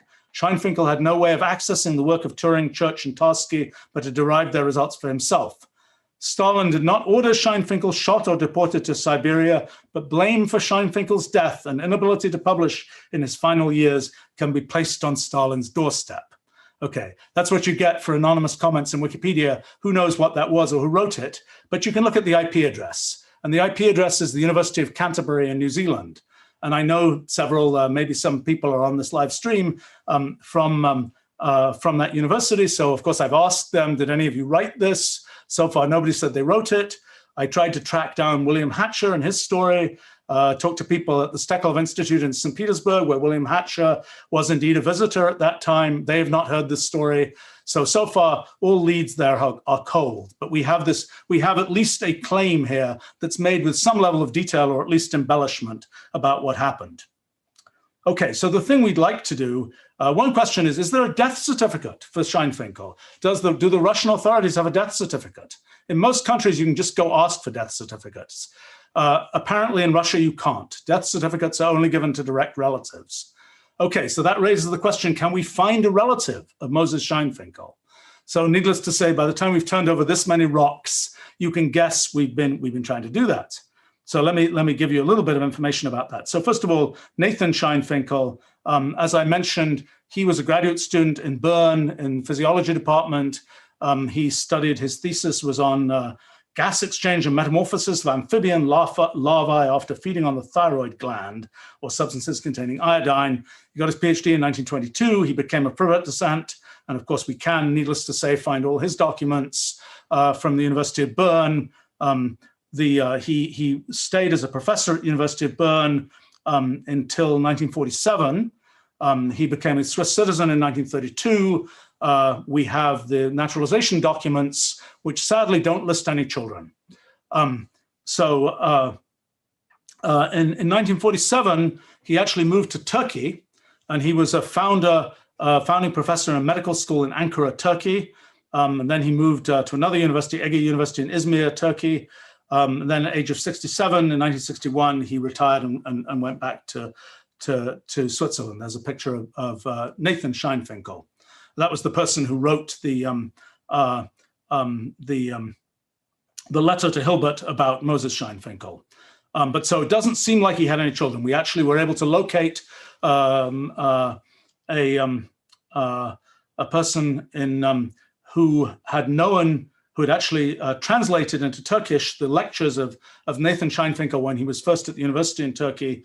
And she told us that she remembered Nathan Schoenfinkel and his wife and knew even where they lived, but didn't remember them ever mentioning children, and there didn't seem to be any evidence of children, although the children would by that point have been somewhat grown up. So far as we can tell, no children from Nathan Schoenfinkel. Okay, so the next question is, were there any more Schoenfinkel kids? Okay, for that, you have to go look at the birth records. We haven't gone through all of them, but this was a bit of a find. December 20th, 1889, there is another Schoenfinkel. Deborah Schoenfinkel was born. So Moses Schoenfinkel had a younger sister, Deborah. And we know that she graduated from 7th grade in 1907. That's the last we know of her. So there's another possible, and by the way, there were probably pretty large families at that time. For example, we know that Moses Schoenfinkel's mother, Maria Masha Schoenfinkel, Masha Luri originally, came from a family of 8 children. So it's quite possible there are more Schoenfinkel siblings around there. Now, unfortunately, we know that Schoenfinkel's mother died in 1936 at the age of 74. Were there any other Schoenfinkel relatives in Ekaterinoslav? Well, there's a very nasty piece of history here, because in February of 1942, I should say Ekaterinoslav was a place where there was a large Jewish population. Maybe 30% of the town was Jewish. And in February of 1942, basically the whole population of 30,000 Jewish, the whole 30,000 Jewish population of Scheinfinkel was killed in a 4-day period. So if the relatives of Scheinfinkel had still been in Ekaterinoslav at that time, they would not have survived World War II. But we're still curious. We're still hoping we will actually find a relative of Scheinfinkel, and perhaps they'll know something about their great-great-uncle, or perhaps they'll allow us to see the death records if the Russian registry really has those. Okay, final thing to talk about here, I suppose, is how did Combinators make it into the world as it is today? Well, the key person who was responsible for that is Haskell Curry. So Haskell Curry, born in Massachusetts, his parents, his mother ran a school of elocution and expression that became the school of expression that his father, who was a professor of elocution, also worked at. They ran the school for quite a few years. The school eventually became a place called Curry College, which strangely enough is a place we've held our annual summer school at a few times. Anyway, Curry College was started by the parents of Haskell Curry. Haskell Curry himself went to Harvard for college and did mathematics, started off after college, started doing electrical engineering, worked for GE, also was at MIT, and then didn't really like that very much, went back to Harvard and started working with a person called Percy Bridgman. Percy Bridgman was primarily an experimental physicist who did high pressure physics, but he had a sideline, and his sideline was philosophy of physics. And actually, at the time when Curry will have interacted with him, he will have been writing a book which was eventually called The Logic of Modern Physics. And perhaps as a result of that, perhaps that's how Curry got exposed to Principia Mathematica. No, that's the wrong document. Let me see whether I have the right document here. I don't have the right document. There's a document which is notes on, is this the right thing? No, that's not the right thing. Oh, well. There are some notes that exist from 1922 about Principia Mathematica by Curry. And it's kind of fun. He's trying to read Principia Mathematica a little bit like an electrical engineer or like a sort of pre-programmer. He's actually very interested in the processes of mathematical logic, not just what you get out, but how you do it. And he says, no logical process is possible without the phenomenon of substitution. And he tries to break down this process of substitution. And then, slightly peculiarly, at the end of this document, let's see if I can bring up this document in some form here. At the end of this document, he says, he has a little sort of note. Let's see if I can bring this up here. Has a little note here that says, phylogenetic origin of logic, 1 sensation, 2 association, red hot poker - law of permanence. Not quite sure what that means, but it's an attempt to sort of philosophize, I suppose, the nature of logic and its relationship to sort of human activity. In any case, so Curry got interested in mathematical logic, perhaps from Percy Bridgman. Maybe others know more how he got interested in it, but I think that's a pretty good theory. But he, as a practical matter, people told him, oh, you can't work on logic and there's nothing happening in logic. He worked with Garrett Birkhoff on differential equations for a number of years, got kind of bored with that and decided to switch to logic, and then ended up spending a year as an instructor at Princeton University. And at Princeton University, he encountered in the library at Princeton University, he found Scheinfinkel's paper from 1924, and these are the notes that he made on finding that paper. And he says, it has a date stamp. It says, this paper anticipates much of what I have done, et cetera, et cetera, et cetera.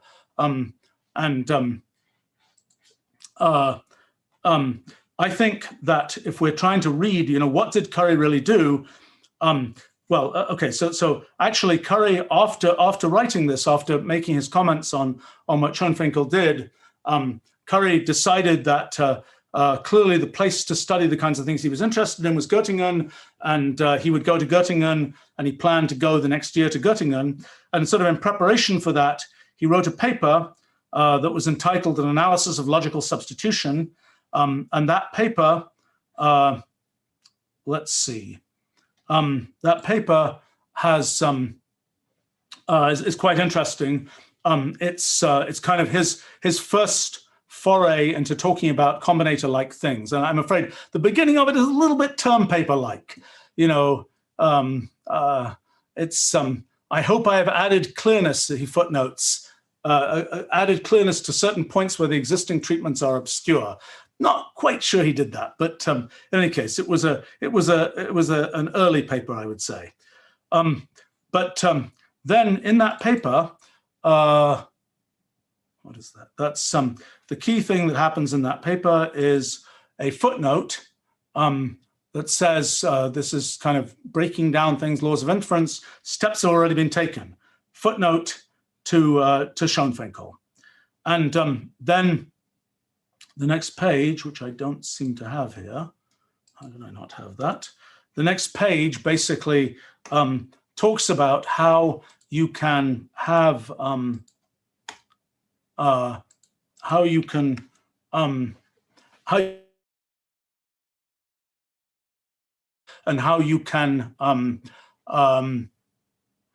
you can kind of construct things with different permutations. And there he references Schoenfinkel as a way to do that. And what he then does is he gives Schoenfinkel's S and K combinators, and then he gives a fairly simple description of essentially what he's doing is he's trying to take combinators and reproduce permutations with combinators. And he goes on for a while. I realized I just was looking at this last night, and I realized I've got to actually run the code, which is easy right now, to find the minimal combinators that do these permutations. Maybe people have already done that. But in any case, I think at this point, Curry was very keen on kind of the sort of slowly understanding how combinators work, but really tried to mathematicize combinators and tried to turn them into something where you could set up an axiom system, understand what equality meant, all those kinds of things. And that was kind of the direction that he went, and went for many years. I think he only, he came to understand combinators. He named combinators. In fact, his first paper already starts talking about them as combinatory combinations, I think. And then this second paper that he wrote while he was in Göttingen, strangely published in an American journal, but written in German, was the Foundations of Combinatory Logic. Well, in any case, so I think the we can kind of trace a little bit of what Curry did, but I think it took a while for him to understand things like what the S combinator was really about. I think the sort of our conclusion,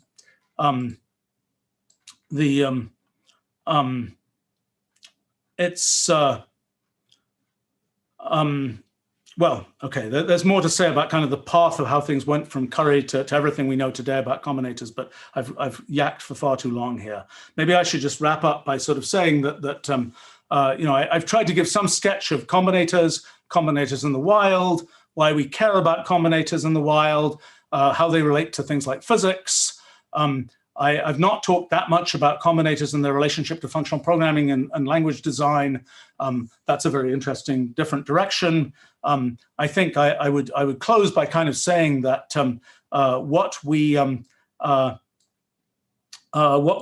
saw for the first time 100 years ago in the talk that was given by Moses Schoenfinkel was kind of a first glimpse, not only of universal computation, but also the general idea of symbolic expressions, the general idea of transformation rules for symbolic expressions, things that have led to just a huge amount of very, very fertile activity. And I don't think the end of the story is yet told. As I say, NANDs have been a big thing. Combinators haven't in the practical doing of computing. But maybe as we get towards molecular computing and so on, maybe combinators will be back. And maybe, in fact, in time, all those things that right now we think of as being, oh, it's just NANDs and circuits, maybe there'll be something very much like Combinators that's running those, just as we think there's now something very much like that that's running our whole universe. So, okay, to end, maybe I can just, I have a little Combinator birthday card or something here. Let's see if I can run this. So this is a Combinator to recognize the 100th anniversary of Combinators. This is a Combinator that, if it works according to plan, that's a representation of the initial Combinator. This is the evolution of the Combinator, and this Combinator has a fixed point that has, it's a pure S Combinator expression, and its fixed point has 100 S's in it. So, okay, happy 100th birthday to Combinators. And I'm sorry that I went on just outrageously longer than I expected. My apologies for that. I hope people found this of interest, and look forward to having whatever discussion we can. Sorry I've gone on so long. Let's see. Do we have people who want to make comments here? I do. Great, please. Well, one interesting thing about Schoenfinkel was he only represented all things in predicate calculus using combinators and his generalized NAND, but he had no rules of inference for this NAND. And the big difference with Curry and Church was that they had combinators or lambda calculus plus a restricted generality, as Curry called it. And Church had something very similar. So that's how they could do the foundations of logic. Another comment is that you mentioned combinators and computing. In 1942, Curry volunteered for war work, and he finished up joining the group that developed the first computers in the States. After the war, he went back to his university, Penn State, and asked the president to buy him a computer. President said no, and he went back to theoretical work in combinatorial logic. Do you know if he contributed to the ENIAC? Do you know it? Or yes, he was part of the group that. So why weren't there any combinators in the ENIAC? Well, I don't know. That's an interesting question. Yes. Yeah. Does anybody know here? I think we have. I know we have many experts on both combinators and their history. And as I said, you guys are like the David Hilbert sitting in the front row for Moses Scheinfinkel's talk. So I think I'm the only student of Curry's here. Let's see. We invited several who. John Seldon would have been one, but I don't see him. I am curious whether you know more about the remarks that I made about Curry and his kind of what he was doing before Scheinfinkel and so on.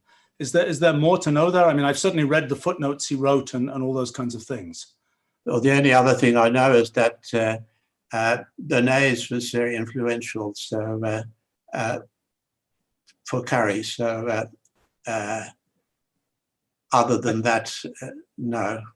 Yes, I think Bernays worked with, I mean, Curry went to work with Bernays in the end. Yes. Now, let's see, Owen Engeler, who might have been here, was a student of Bernays. We were talking recently about what Bernays had told Owen Engeler about Schoenfinkel, and unfortunately not very much. So we really don't know. We know little about that. Let's see. We have. Oh my! There's tons and tons of things here. Let's see. Who would like to? Maybe people would like to make some remarks about what they see as the significance of combinators in the world at large, or any historical remarks. I know. Many people here have worked on combinators. I'm but an amateur, so to speak. Perhaps people would like to comment on things, please. So you were working with S and K. Now, if you want to describe functions using S and K, you get exponential expressions of them. However, if you use more combinators, you can do it in a quadratic way, and Curry did that. That's interesting. And then the best of these results is by Statman.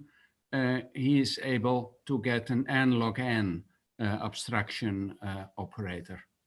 The disadvantage of Statman's abstraction is that it's asymptotically n log n, but you need the big machinery to do that. So those complexity measures are not always the best way to look at things, but you could have a look at this. I think one of the questions I've been curious about is to find the real threshold of computational universality for combinators. And is it S alone? It can't be smaller than 3 goes to 4. I looked at all the things smaller than that, and I think it's clear that none of them are universal. But there are some other candidates in 3 goes to 4. It's in my long time search for kind of the ultimate thresholds of universality. Why do I care about the thresholds of universality? I care because it gives us a sense of where undecidability, how far away undecidability is in mathematics and physics and other kinds of things.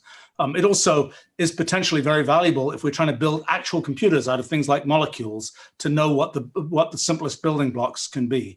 But that's a thing I was hoping to take a look at is are there, what I find really remarkable about S and K is the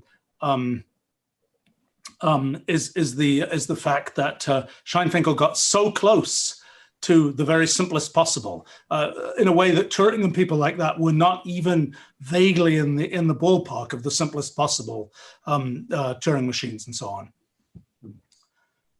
Let's see, do other people have comments on perhaps the significance, the future of combinators? And I talked mostly about combinators, not about lambda calculus, obviously, here. Well, I could comment on the applicability to modern computing. One of the incredible things that we have in a computer today is the random access memory. And if you have, for example, a terabyte solid state drive, you're able to access an enormous amount of data. And the key to that is the address decoding logic. Now, this gives you a whole new view of computational complexity once you've got this random access. And I don't see its counterpart in anything that you can construct with combinators. Right. I mean, the decoder tree, the concept of an address in a computer, that there is a logarithmic sized address that can address all of these pieces of memory. That decoder tree is an interesting thing. Now, if you're doing things with molecules, you may not care so much about a decoder tree because you've got an awful lot of molecules. And if your molecules are basically in their chemical reactions, they're basically tracking down one of these multi-way graphs, you may not care as much. It may come to seem that, that idea of, oh, let's find a numerical address for things wasn't so important. But I agree with you that that's a key feature of modern computers as we have them today. Yeah, I think I gave you a couple of private questions. I think it was about 6 questions, and that was one of them. And I suggested in one of them that computational equivalence was perhaps more appropriate for physics than for computation, given that computation today is so critically dependent on random access. Well, I think that the question of what the computational complexity of things is relative to their, how difficult is it to do something and how important is it that you have random access and so on. I don't really know the answer to that. For example, that simplest axiom system for Boolean algebra that I found, you might think, oh, if you've got the simplest axiom system for Boolean algebra, that's a crazy thing to use to actually prove theorems. It's not true. After it proves a few lemmas, it's as efficient as anything. I mean, in a sense, it's not surprising that, once you've got a few lemmas, you can go ahead and prove things. But I don't think it's so totally obvious that, the way we have it today, for sure. And one of the things we realize is in a sense, it's like, how does mathematics get built? It's like we have all these possible theorems that could get built in the history of actual mathematics. About 3 million of them have been published, but there's an infinite number of possibilities. Which ones have we actually built? How do we explore that? What are all the paths of mathematics that we didn't follow? Well, once we followed the paths we followed, we've locked into a certain direction of abstraction, a certain way of thinking about things.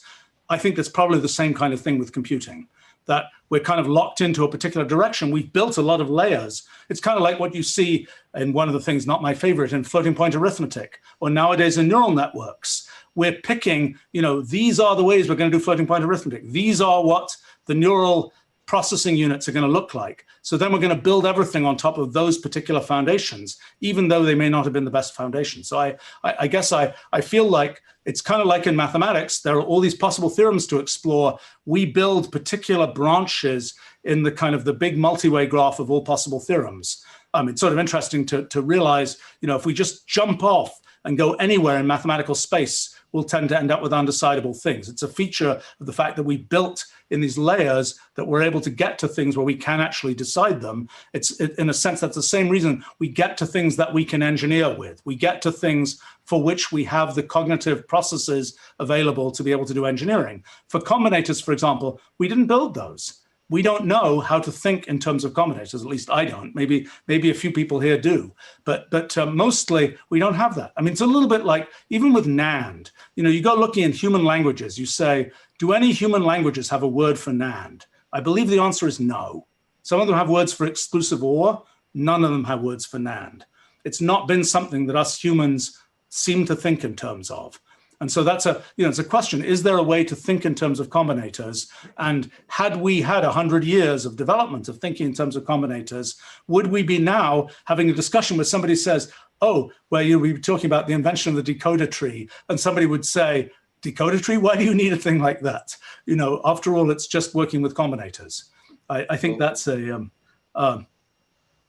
As far as NAND goes in the natural language, the word is inconsistent, namely, neither this nor that. You're saying, I don't want either this or that. So that actually is perfectly understood in natural language. As far as address decoding and combinators go, you could do the following. With that normal form evaluation that you were assuming for combinatory expressions, so you've got a stack of them, when you just evaluate starting from the left end, then what you can do is you can pick off a few bits of the top and use that in a table lookup for, let's say, a terabyte memory.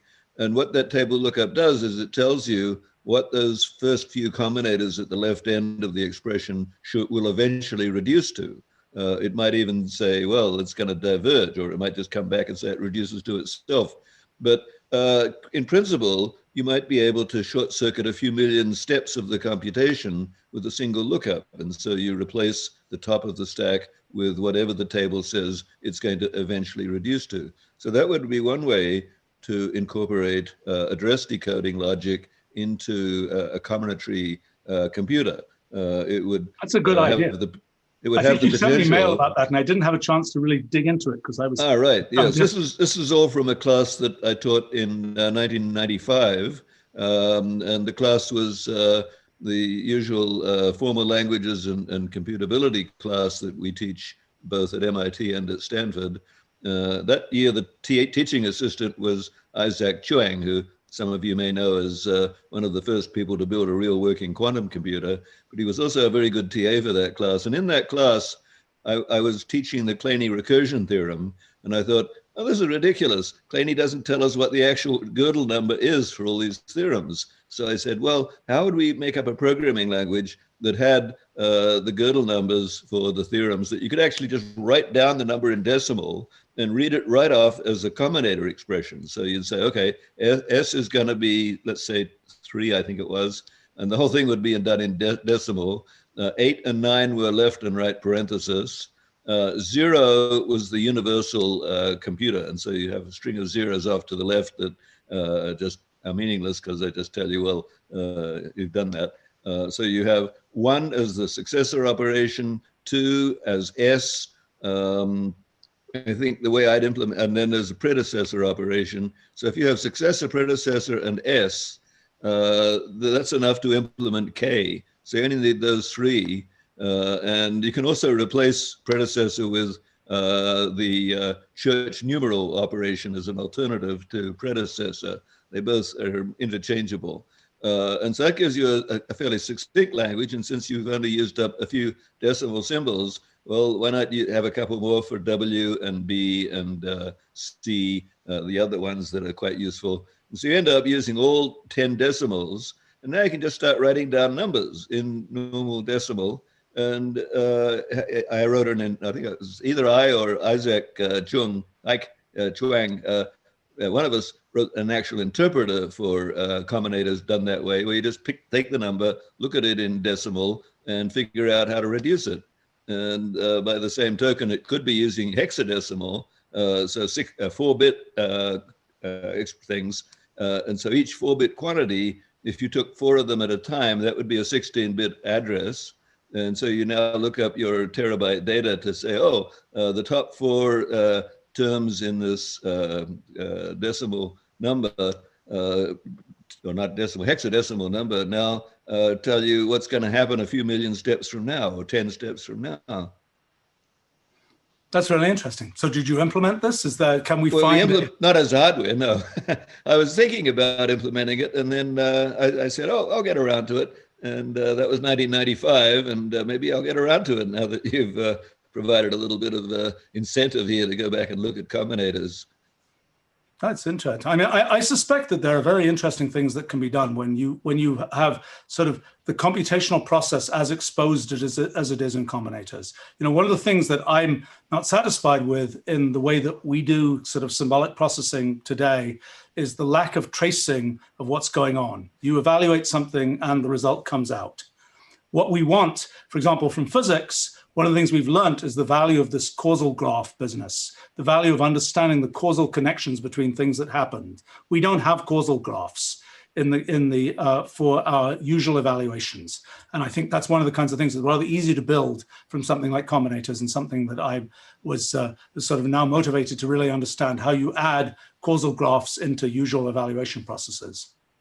Well, with this design of a computer that I was suggesting, where you just look up what the answer is to the top few symbols on the stack, the causal part of it might be actually quite complicated depending on how long the run was that led to that answer. So in one step, you get the answer, but the cause of it could be enormously long. So you'd have a second backup memory that you would go to if you were trying to debug things.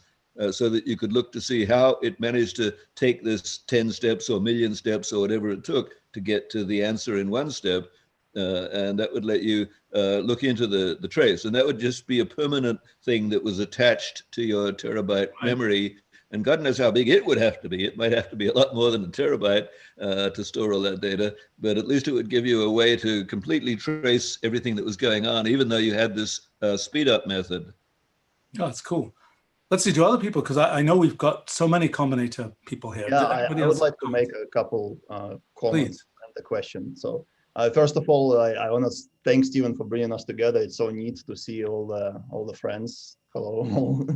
And also thank you for doing the historical research you've done to shed the light on this lost chapter of in the foundations of mathematics. I mean, and one thing that really struck me in the story is that it seemed that Sean Finkel actually believed in the Hilbert's dream. It seems that he actually believed that the decision problem for whether it's Principia Mathematica or for pseudo-logic, that was actually solvable, and that paper, that the other paper he did with Bernays was sort of making progress on that, the Sean Finkel class, right? So and of course this whole story is very tragic, but I think one of the tragedies is that I would have really loved to know what would have happened. It's really sad that Sean Finkel never got to meet Gödel, and it would have been really interesting to see what was his reaction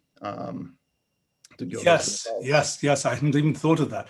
Does anybody know why Curry didn't try to meet Sean Finkel? Martin, perhaps, do you know?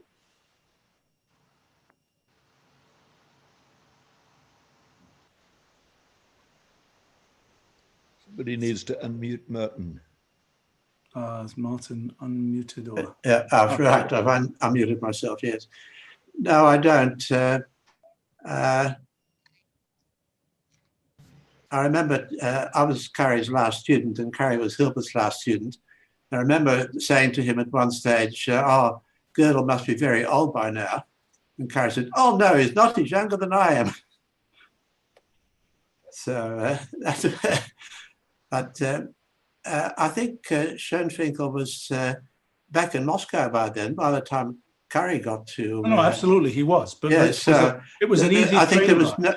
no way of... well, yes. He may not have been easily accessible there. I don't know. Yeah, I just... John Selden might know. He knows more about the history than I do. It's a pity he's not here. I thought he was going to come, actually. Yes. Andrew, you asked about Go ahead. You asked about the future of combinatorics and also different ways of thinking. I've been working on these things, and I have a more expressive calculus, tree calculus, that has just a single operator. And so where you have trees of S's and K's, where the leaves are labeled by S and K, in tree calculus, there are no labels at all. So I call such trees natural trees. So in the same way that natural numbers are linear structures, the natural trees have a bit more dimensionality to them. Are they binary trees or something else? Well, the normal forms are binary trees. They have 0, 1, or 2 branches per node. The computations are finitely branching trees. And the reduction process is to try and reduce a finitely branching tree to a binary tree. How does it, what drives the computation? What causes, what are the rules by which the trees are transformed? The single operator is a ternary operator, but unlike S and K, it's intentional. It examines its first argument. And so there are 3 equations according to whether the first argument is a leaf or a stem or a fork. So the rule for leaves is like K, and the rule for stems is like S, and the rule for forks treats the fork as a pair and decomposes the pair into its components. Sounds very interesting. I might just comment that in my efforts to make models of fundamental physics, in the 1990s, I spent a lot of effort trying to do that using trivalent graphs. And one of the issues with that was the rewrite rules for trivalent graphs. It was kind of only some rewrite rules would make sense. Others would have the property that they try to generate things of lower symmetry from things of higher symmetry and other kinds of inconsistencies.